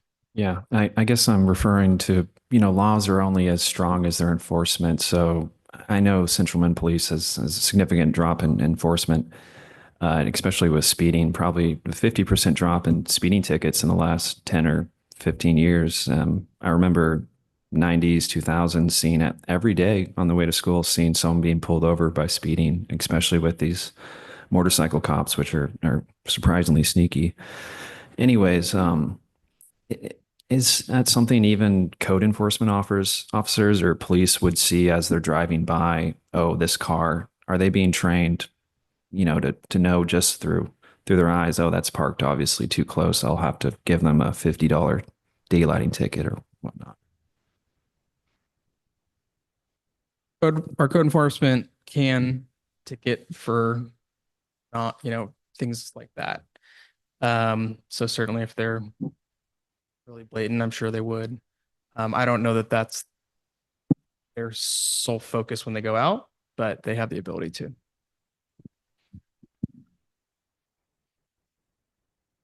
Any other questions from BPAC for staff on this? If not, we'll open it up to the public. Is there any member of the public who wishes to comment on this item? Okay, hearing none. Is there anyone on? Oh, What about no parking here to corner signs? Is there a problem with signs? okay. So again, we'll hold that and we'll address that after public comment. Is there any online, no one else here wants to comment? Is there any online public comment? There are no hands raised. Okay. I'll turn it back to staff for answer the question. I didn't catch the full question. Sorry, can you ask the question again? I'm going to make sure we get it right. No parking here to corner signs. Do people prefer paint over signs? I think for corners in general, I would say people are going to prefer paint. Where signs are a good tool, and then it just depends, is long stretches of no parking, because you can put a sign in every 150 to 300 feet, and it's a lot less expensive and easier to maintain compared to red curbing the whole thing every 5 or 10 years. But corners, I think, because of just, there's also an aspect of sign pollution to be aware of. And, do you want to drive down a short block of a subdivision or just see, just no parking signs every 2 at a corner, every corner. So anyway, that's my general thoughts on it, but it's kind of case by case. Okay, then we'll bring it back to the BPAC and I want to make sure I got this correctly. So you're red striping intersections near schools and in areas where you've had complaints. I guess what you're looking for is feedback from us as to whether or not you think this makes sense. I believe this was an agenda request from BPAC, so we're just bringing it here as a. Someone here requested that. Yeah, are we missing something? Okay. Then we'll open it up to comments then from BPAC because apparently we requested it. I think I requested it. And so RJ, I think you clarified this, but I want to make sure that I'm clear. Because it's a enforcement of a California vehicle code, I was under the impression that only a police officer could write a ticket for that, but it sounds like I'm incorrect, that our code enforcement officers can write a ticket for a car that's parked too close within that daylight section, correct? That's my full understanding. They regularly ticket for parking, parking issues, and I don't see why they couldn't do it for this as well. Good. So obviously, an unmarked 20-foot daylight section, it's still enforceable, but it requires that someone is educated. So anytime you have red paint within 20 feet of the crosswalk, I think that's preferable. And then, of course, on top of that, if the red paint doesn't work at certain crosswalks, then the bollards within the zone where there's red paint that absolutely prevent the car from parking, I think is something that we probably should revisit in a year or so to see. The final comment is the crosswalk across Corte Madera Avenue, just north and west of Stefano's Pizza. So it's kind of at First Street where you drop down. That's a notorious section where people park right up and actually over the crosswalk. And I've noticed many close calls where people are coming across that sidewalk and cyclists as well as cars coming down Corte Madera Avenue don't have any opportunity. So I strongly encourage the town to keep that crosswalk in mind and be liberal with the 20 feet of red paint for that crosswalk. Okay, thank you. Were there any other comments from BPAC members on this? Hearing none, then I think we can move on to the next item, which is the Tanner Steps Historic Report and Repair Costs. Minute to pull it up.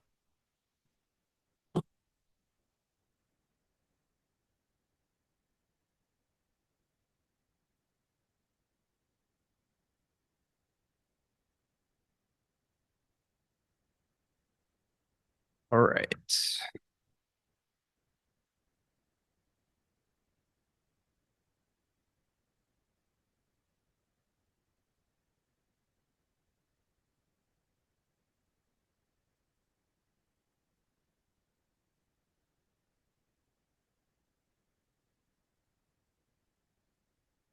All right.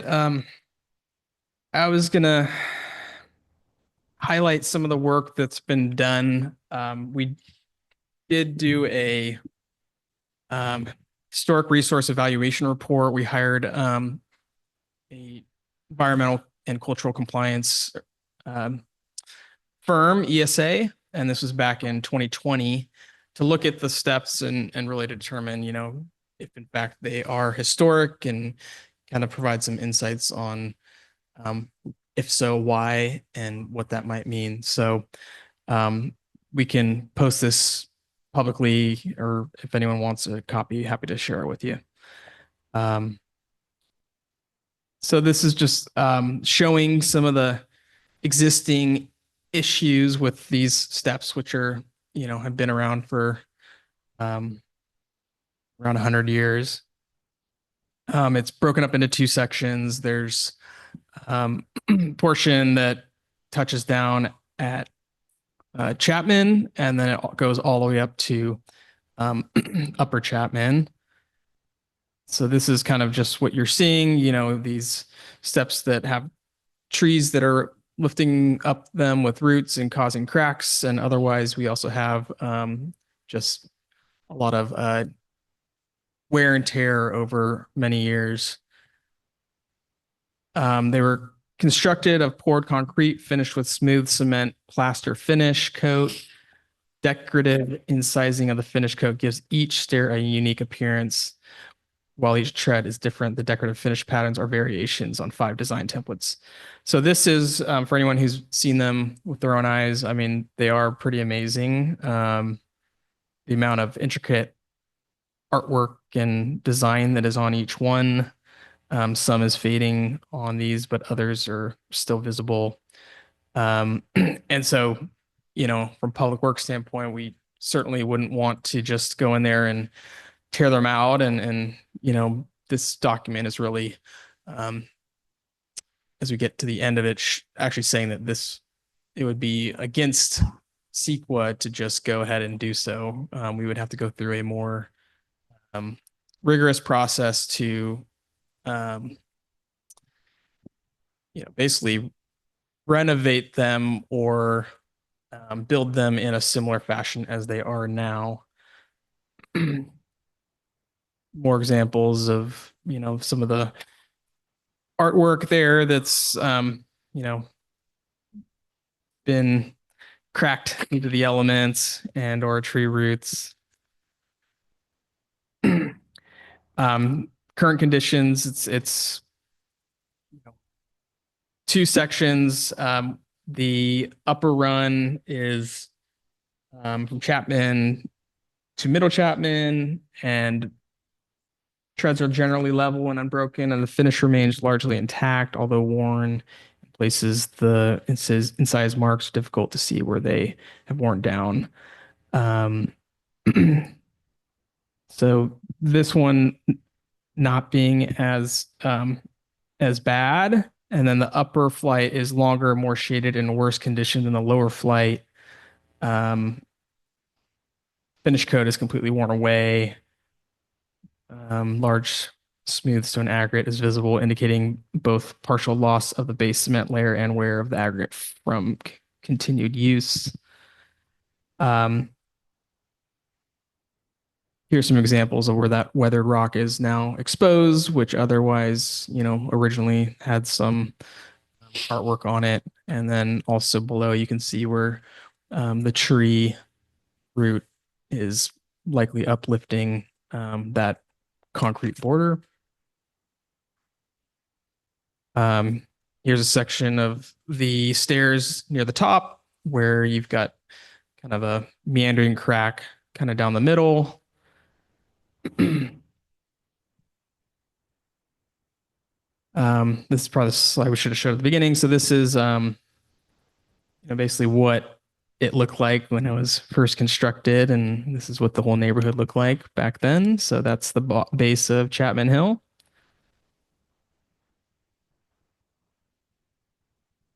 And so what is historical significance? So So for one, our general plan requires the town of Corte Madera to protect historic sites and archaeological resources for their aesthetic, scientific, educational, and cultural values.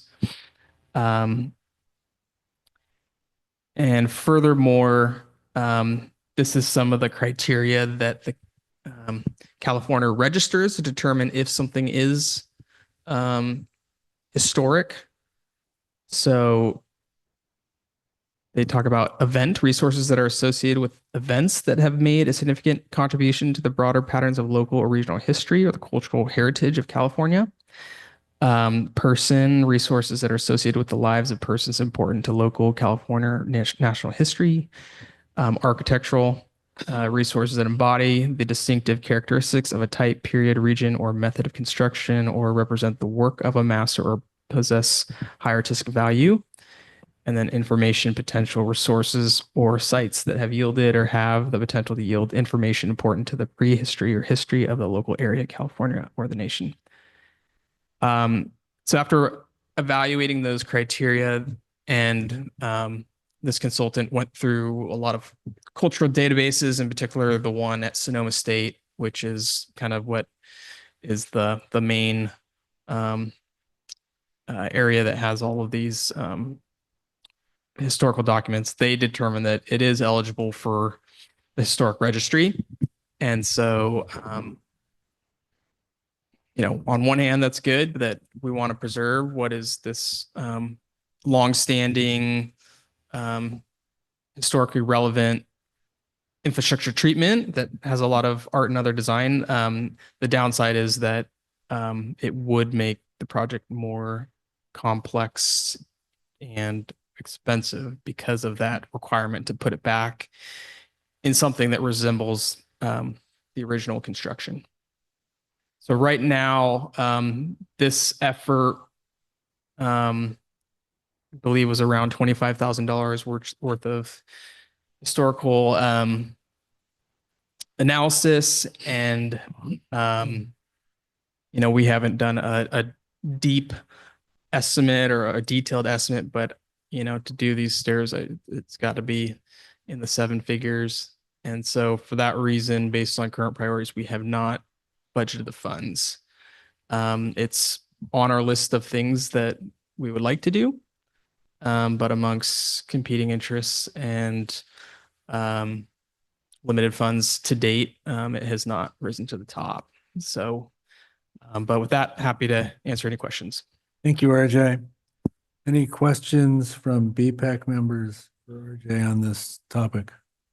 RJ, were these steps installed primarily for access to the train? Is that the history? I couldn't read the report. I should have reread it in more detail. I don't want to answer, not knowing for sure the answer on that one.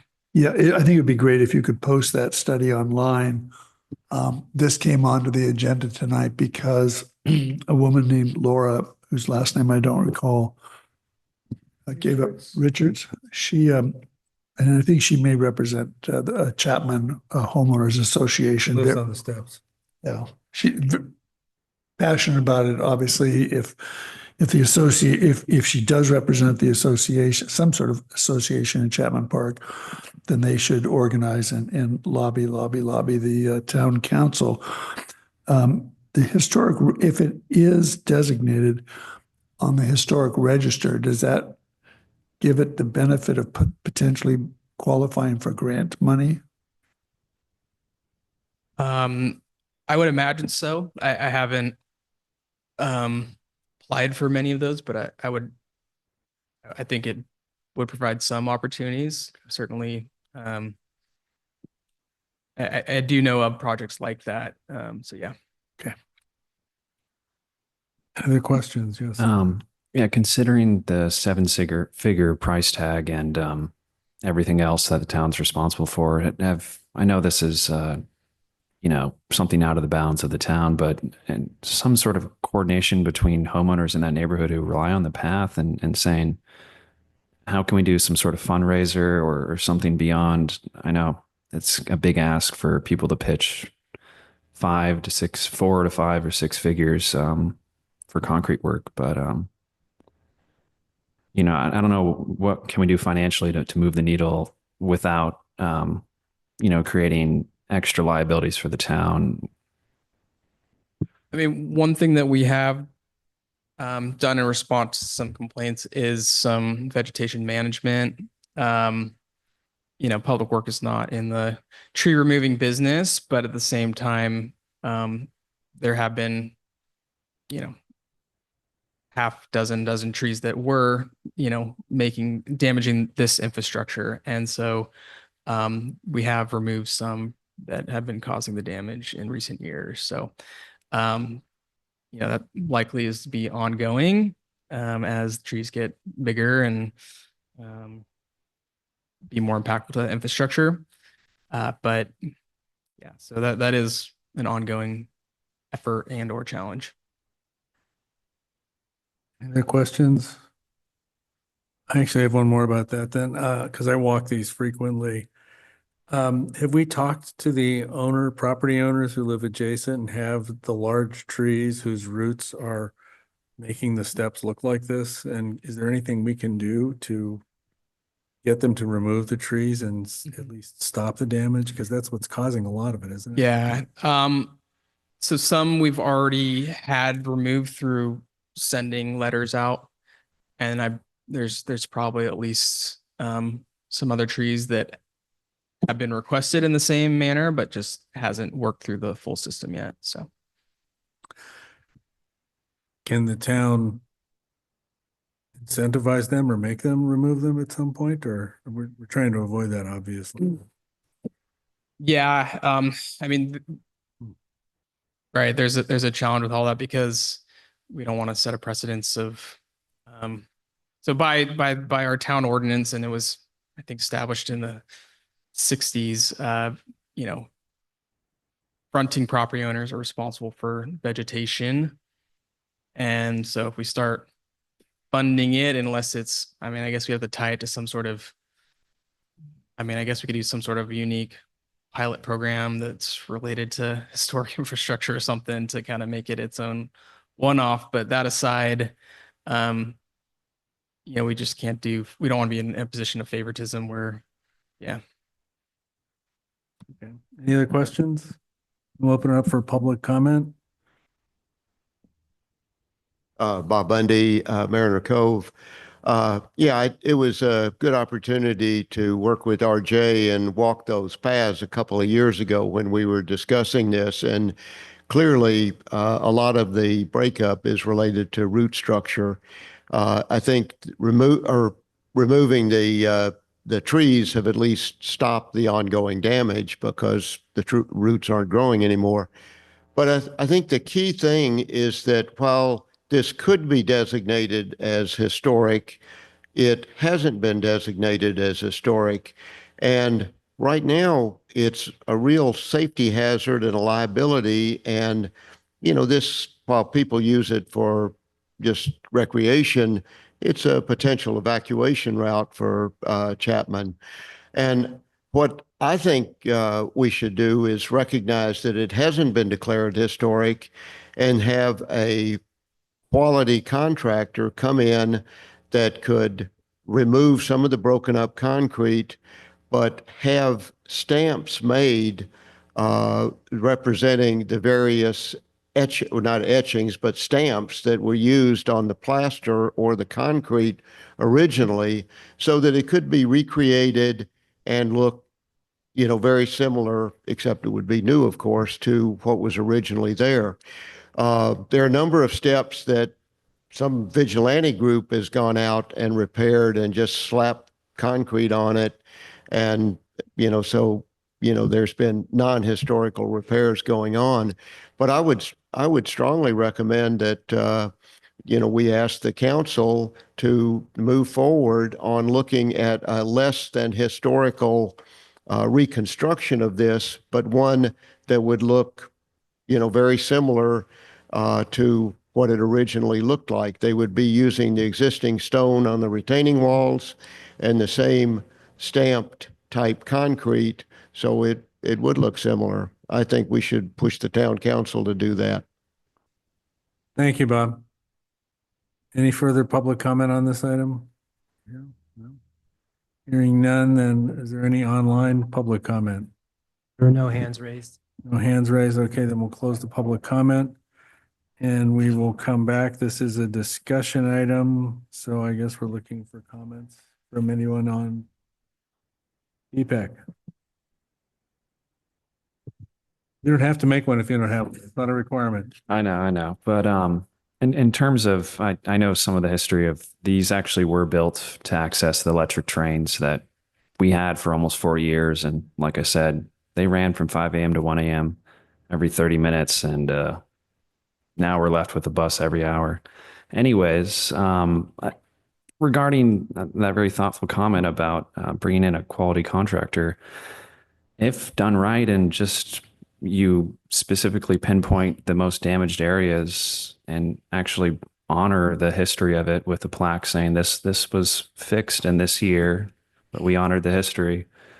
I don't think anyone would be up in arms about that, and we could resolve this within a calendar year or so. And we're talking previously about evacuation routes. This is a prime evacuation route, and having wayfinding and ways to make it easier to get to, because a lot of people live in that neighborhood and don't even know about these stairs and that people have been using for over 100 years. So yeah, that's my comment. Thank you.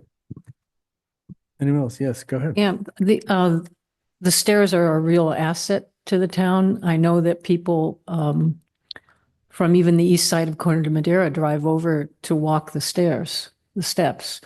And I walk from Tamil Vista to walk those steps. So it's a real resource. And I think Dr. Bundy's recommendation that we try to renovate them in a way that respects the historical, but doesn't get constrained by the designation. I think that's a good recommendation. Any other comments? So I do want to share in more detail the language in the document. So, and this is also my understanding from working on projects that are eligible for the California Register, is once it's deemed eligible, you, as a engineer guiding the project, you basically have to treat it as such. It's from a CEQA standpoint, everything I've been told is it's legally, it might as well be on the register. It's the same thing. Yeah. And that's from working on bridges.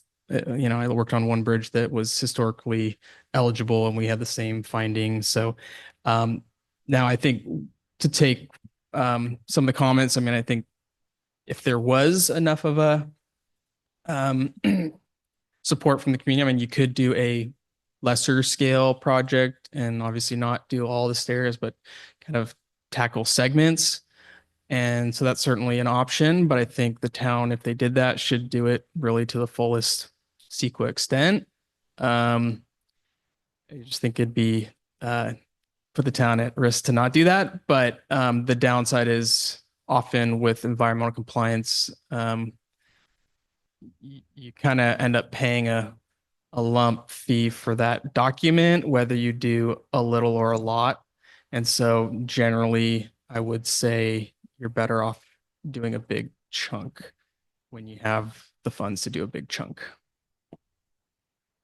And I would support moving forward with it also. I use them frequently and I think they're a tremendous asset to the town. Anything we can do to preserve them, I think would be a huge step forward. Thank you. Continuing on to 7C, bike path caution and sharing signage. Back to staff.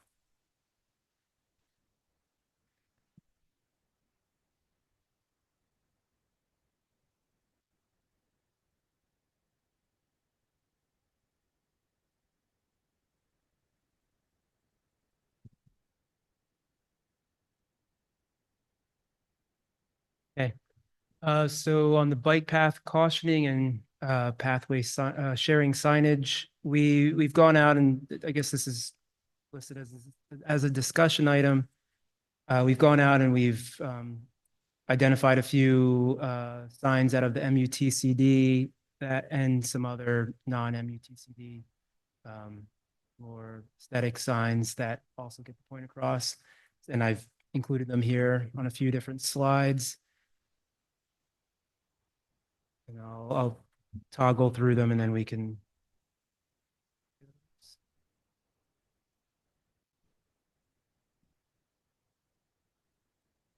So these are in nearby Tiburon. They're just, I don't know what the material is, like a cardboard style sign that's stuck into the ground.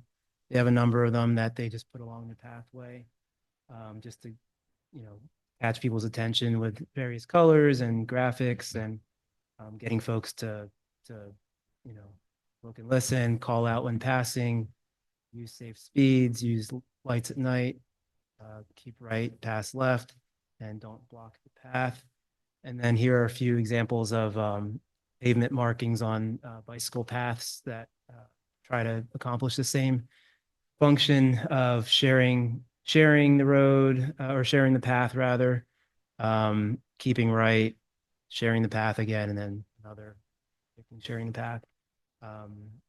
So we bring these to the committee to discuss and provide some input. So something to be aware of. So when we talk about, official traffic control devices and signage, we're going to, if that's the case, we're going to pull from the manual on uniform of traffic control devices, the MUTCD.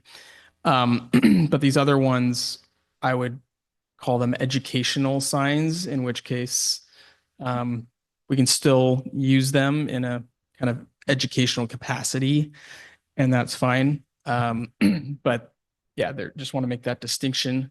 Otherwise, I'm sure there's all sorts of different examples around Marin. These are just some of the ones that we've captured, and just open to thoughts and suggestions from BPAC on what you've seen and what you think is the most effective, and certainly open to, discussion and potential next steps on that. So you're looking to hear from us what we think the most effective signage is that we've seen. Yep. Provide feedback on that. Okay. First off, are there any questions from BPAC members for staff on this? Looking at the R9-7 sign with the bicycles left and the pedestrians right, how wide of a path would you need to post a sign like that if you were going to actually post a sign? Yeah, I don't think most of our paths would be wide enough. I would think you would need, well, typical Class C bike lane is minimum 4 feet, but more often 5, and then same thing, 4 feet for a pedestrian. So, and since most of our paths are multi-directional, we're not going to have enough width for those. Okay, any other questions? Okay. Oh, Henry, you? And are any of these signs going to be retroreflective? As in when bikers at night, when their lights hit them, they'll be able to read them and whatnot? Or? Yeah, so certainly any of the ones, if we did implement MUTCD signs, would be, and then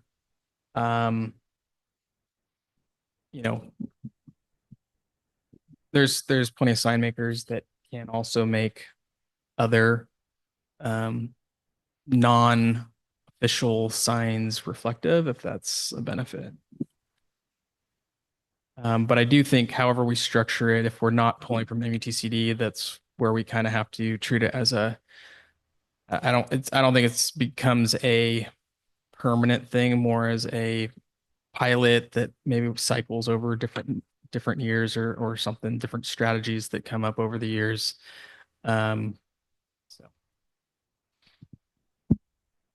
Cool. Any other questions? Now we'll open up to public comment. Is there any public comment on this topic? Bob Bundy, I think it would also be good to have keep dogs on leash would be a good one. That creates a degree of safety for bike riders. And as long as it's a pilot project, let's put some speed limits out there.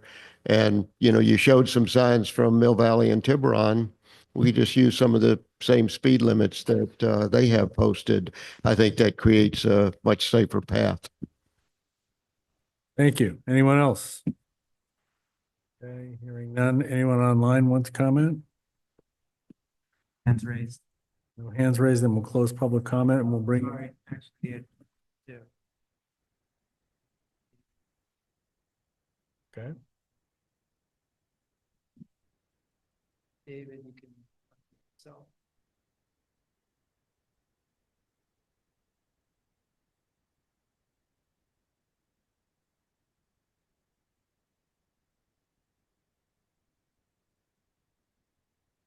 My first time doing this. Believe you can unmute yourself and speak.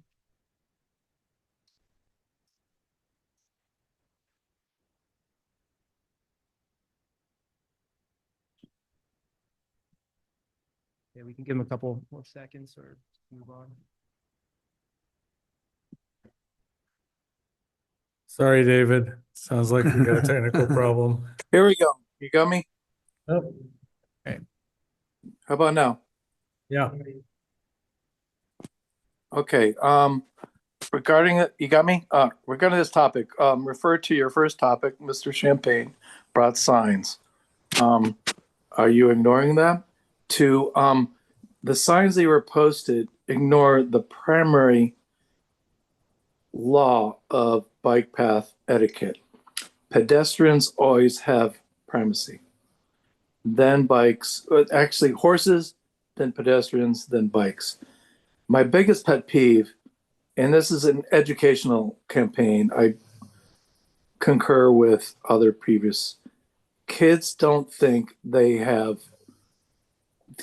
kids think they have the primacy, thinks they have the right of way. They need to get a bell and there needs to be signs saying you need to obey, and pedestrians have the right of way is, I guess, my primary point. If you want to impart on a signage campaign. And I wanted to bring this up earlier. Corte Madera, I hate to be negative. Corte Madera has been leading on many efforts, environmental, public policy. But I think they were really falling behind. You're not following and being consistent with your neighboring entities, Mill Valley, on e-bike regulations. Over. Okay, thank you. Anyone else online? Comments? There are no other hands. Okay, then we're going to close public comment and. Okay, Renee Hassel, I would just like to reiterate, if we could go back to the picture of the signs, I feel like the share the path with all the different users is too busy, doesn't get our priorities across. So the first one of yield to pedestrians, that is sending the message to kids. It's sending the message to a larger audience. It's clear, it's sharp. If you have keep left and right, who's going to pay attention to that? That's just nonsense. As if I'm on my bike riding, I coach with the mountain bike team and I'm constantly teaching the kids this, that the bikes are to yield. So I think if we keep the messaging consistent, it will help with that and the speed too. thank you. Okay, then we're going to close public comment and we will bring it back to the BPAC. And you're looking for input from us on signage. Could we go back to that? Oh, go ahead. Go back to the photo of the colorful educational circles from Tiburon. Sure.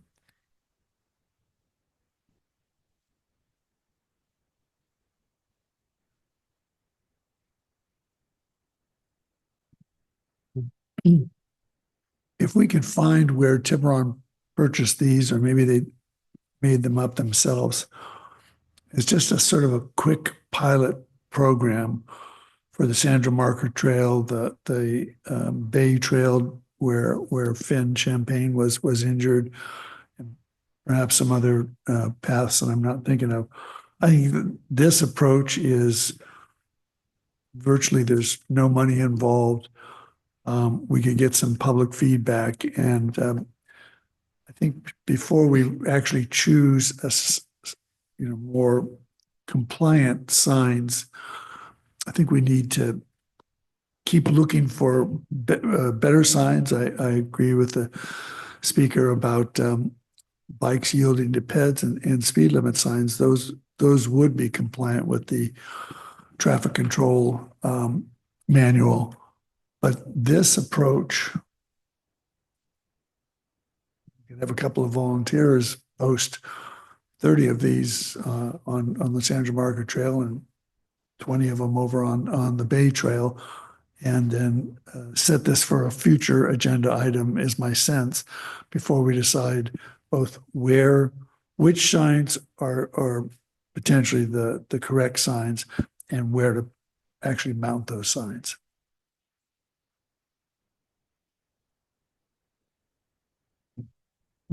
Since it's come up a couple times, I wanted to touch on a couple of the other comments related to this. One being speed limits, and I think that was the main one. But so for speed limits, and I'll come back to the signs there, David. Speed limits on a path are held to kind of the same standard as on a road. So by posting one, we're supposed to have an engineering traffic study if we want it to be enforceable. That means actually taking speed surveys regularly and doing the analysis to find out the 85th percentile and all of that. I was where I worked previously, county, they work, they put those up on Mill Valley Sausalito Path. And it is a challenge for enforcement because you have to regularly do the speed studies, and then also they have the ability, I think their park rangers are the ones that enforce it. We don't have park rangers at our disposal, and I don't believe our code enforcement has the authority to do like a moving violation. So then we'd be relying on CMPD, and as we all know, they're very stretched thin. But I think, one of the comments we heard is, is it worth doing even if it's not enforceable? That's worth at least having a conversation about, but how do you do that? And then what we often get stuck with is, signs out there, and then we get a disgruntled resident say, well, why aren't you enforcing it? Because they weren't part of this reasonable, practical discussion. So anyway, I just want to state that. I mean, there are, I think Larkspur just purchased some of the speed limit radar signs that actually will detect speed, and I think that's good. I also think there's some kids that are going to use that as a who can get the top speed. And I've actually heard of that. I think, where is it? Somewhere along the Paradise Loop, there's one, and I've heard cyclists will, use that as their big finish. So anyway, look, we're open to whatever makes sense. This is a challenging topic. The other thing I want to talk about is just, I was going to touch on e-bikes. There was a comment about, the new, one of the new county ordinances coming to BPAC, and really internal discussions, that's more likely to go to council.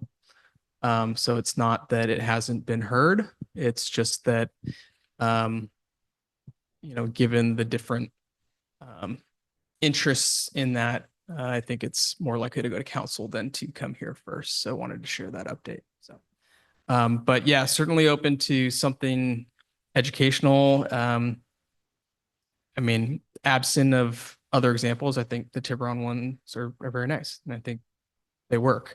I've gone through that spot. I believe it's at McKegney Field, and they also have introduced a, slow zone for that area where they have all the kids who are playing team sports and whatnot. So if there's another, obviously you'd want to say, well, everywhere's a slow zone, but if there is an area that has higher potential for some sort of conflict, then we can consider that as well. So. Any other comments? Yeah. One thing that's been done on the Sausalito Mill Valley Path is there's signage that directs faster cyclists onto the roadway. And that could be done on the stretch, the path along San Clemente where Finn Champagne had his unfortunate accident because riders going on that, there's a bike lane right in the street, and the faster cyclists could be using that. Thank you. Yes, go ahead. Yeah, I just wanted to pile on the thought of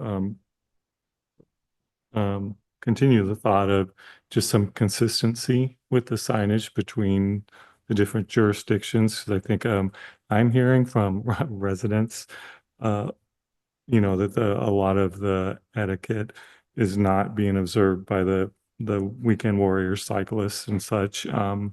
And these are some of the folks that will have been all across the area, and maybe just the repetition, the consistency of the same type of regulatory signage would be helpful. Thank you. Anyone else? Yeah, I'll make a comment. I've had discussions, and this is very pressing in the news and in people's minds about speeding e-bikes and kids. And I know it's low-hanging fruit is the easiest to pick, but it's kind of a cultural thing of vehicular violence and normalized speeding and almost criminal permissibility regarding it. When kids grow up and their parents are speeding in their SUVs and trucks, they think, okay, that's fine. I can do that when I get a car, and I can do that when I get an e-bike. And you know, you can put as many speed limit signs as you want on a roadway. Teslas are still going 95 miles an hour on San Clemente and Paradise literally every day of the week. You know, they're given carte blanche, and you know, the slower people go, the higher the chance you can save a life. So really it goes down to the schools. Their Marin County Bike Coalition has an e-bike education program where they teach students who have gotten speeding tickets on their e-bikes, instead of getting you know, any civil infraction, it's essentially like traffic school for e-bikes and whatnot. And it's not used as much as it should be. I know a lot of kids, whenever you tell them not to do something, they feel it's a challenge. You know, don't speed. Okay, I'm gonna ride faster. You know, don't go to this party. Don't go to this concert. Okay, I'm gonna go. So a lot of it is, you know, a teenage dynamic, but also downstream of their parents and kind of a culture of entitlement and feeling that you can, because you're speeding and everyone else is speeding, you can get away with it. And whether you're in a car or a bike. So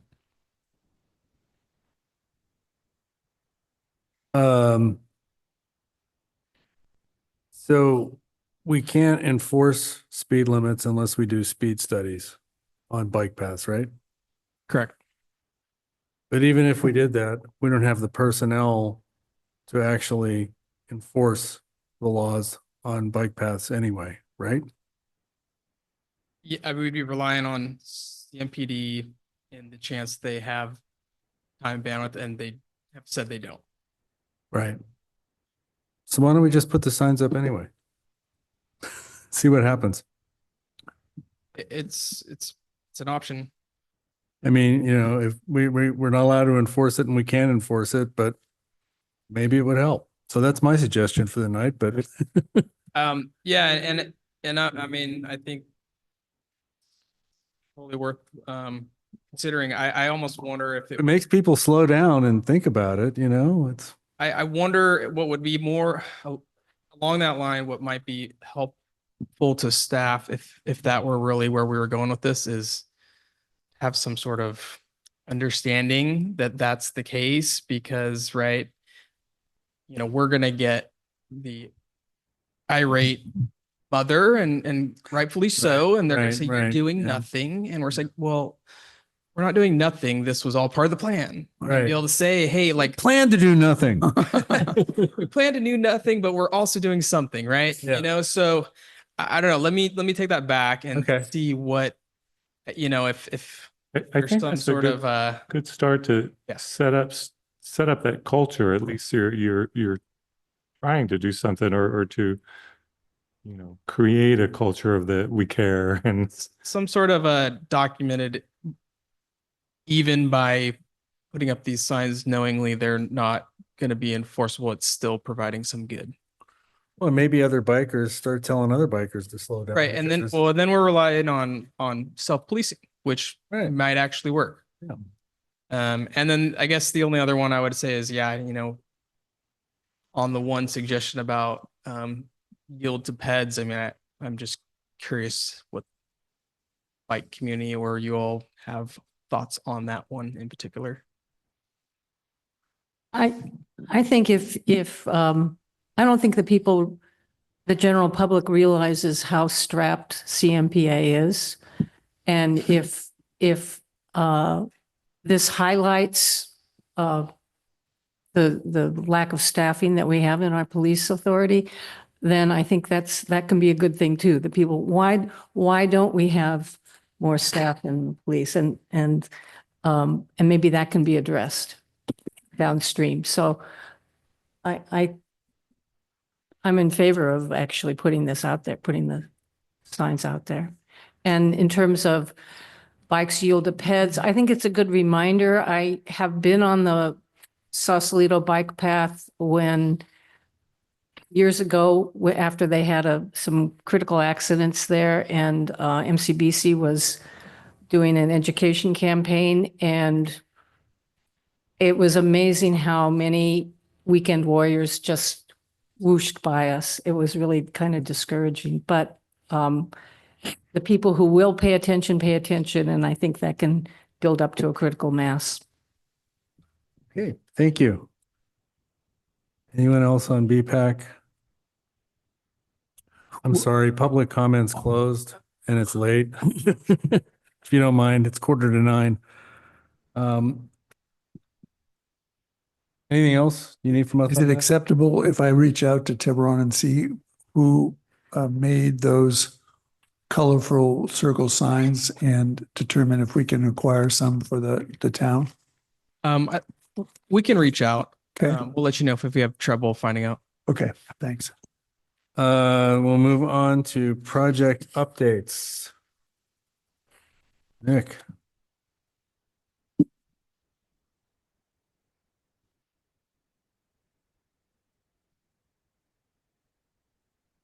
Okay, project updates. We have two project updates. One is the Lucky Drive project. The grant was received.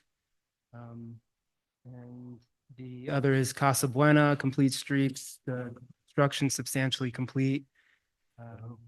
About almost a mile of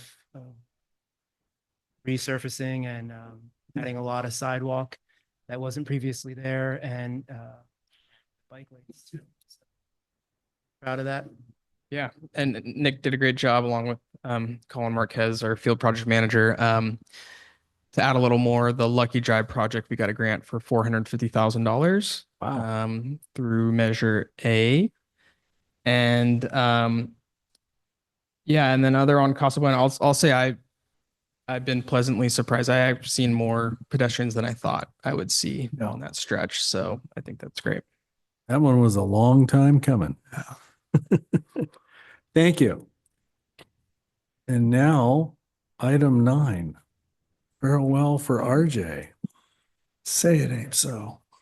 Please, RJ. Yeah, well, sorry to deliver the bad news. I've just decided to retire from local government. Been doing it for, well, a couple years as a consultant, but overall 19 years. And just gonna go in a different direction and kind of see how things go. But I want to thank you all. I've really enjoyed my time here at Corte Madera, working with this community.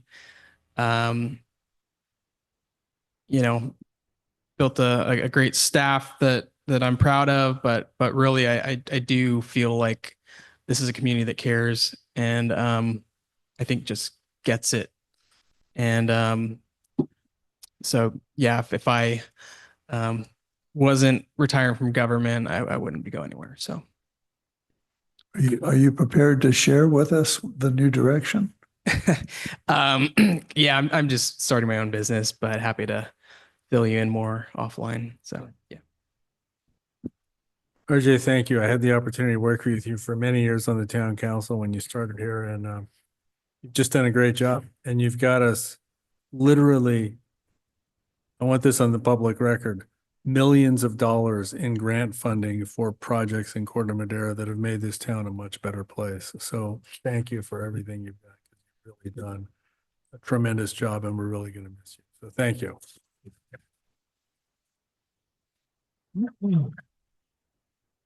you. Thanks, RJ. Future agenda items, any suggestions, recommendations? So I have two. Cheryl, you were talking about the Central Marin Police Authority back in October. I wasn't able to see it live, but I went back and looked at a town council meeting where Chief Michael Norton had free range to present a lot of issues about staffing and other related issues, and that's almost 8 months ago. So I'm gonna encourage that maybe Chief Norton come back to the town council and bring us all up to date to see to what extent they've been successful in recruitment and staffing that was so low back 8 months ago when he presented that. For this BPAC, we used to get about once a year, lieutenant from traffic would come in, and the lieutenant would do a short presentation about where collisions have occurred that involve bicycles and pedestrians, and educate us as to enforcement, et cetera, et cetera. So that's something I'd like to see come back to the BPAC at the earliest opportunity. If someone from CMPA's traffic could address us on those issues related to bicycles and pedestrians. And the second thing I'd like to do is I'm so pleased to see that the speed limit on Tamalpais was reduced to a consistent 25. However, people are they're still going 50. And the small LiDAR signage that's at the bottom of Tamalpais Drive for people coming off the freeway, I think it's only 12 inches, or maybe it's slightly larger. And I know that they make signage that will tell a driver their speed. And also they're supplemented with different colors. So for example, if it's, let's say you're going 30, it'll say slow down. And if you're doing 35, it'll switch and it'll say too fast, and it'll be flashing in red. So you're getting a couple different colors, and they're 18 inches to 24 inches. At least I've seen those in other jurisdictions in other states, and they're very, very effective. So I'd like to see staff present to us the cost and whether they feel that it's appropriate and would be helpful to reduce the speeds. And maybe the existing smaller sign that's at the bottom of Tamalpais Drive could go up here at the top of Tamalpais Drive, somewhere right near, here, the town council chambers, to remind people coming down off the hill or off Magnolia and Corte Madera Avenue that the speed limit has changed. So those are the only two things I'm suggesting for future agenda items. Any other suggestions? I'd like to second David's comment about bringing in a police lieutenant and actually having frank discussions about crashes and accidents, and many other places around the world, especially ones that follow the Vienna Convention, which is different from MUTCD. They use post-crash analysis reports. So every time there's a bike crash, every time a pedestrian is hit, they have a multi-page report. Who, what, when, where, and why. How did this crash happen? How can we prevent it from occurring in the future? That's what developed countries do, and that's what strong towns do. A strong town is two things: fiscally solvent, and it's safe to traverse from one edge to another. If you're familiar with the Strong Towns Advocacy Group, they do wholesale advocacy cross country. And one of their biggest things is these crash analysis studios where it's an open meeting and people go in public comment. They say, I've almost been run over at this same intersection where this kid was run over. And they said, how can we redesign this street? How can we redesign this road so it never happens again? And these crash analysis reports are given to the police departments and the fire departments, and that's part of their standard operating procedure. After they render aid, they do this post-crash analysis report. By law, they have to prevent it from ever happening again. And I think that's something Central Marin Police Authority and Central Marin Fire Department should really seriously looking into if they want to prevent tragedies from ever happening. It's all about proactivity, not reactivity. So. Okay, thank you. Anything else? Okay. If not, then we are adjourned. Thank you very much.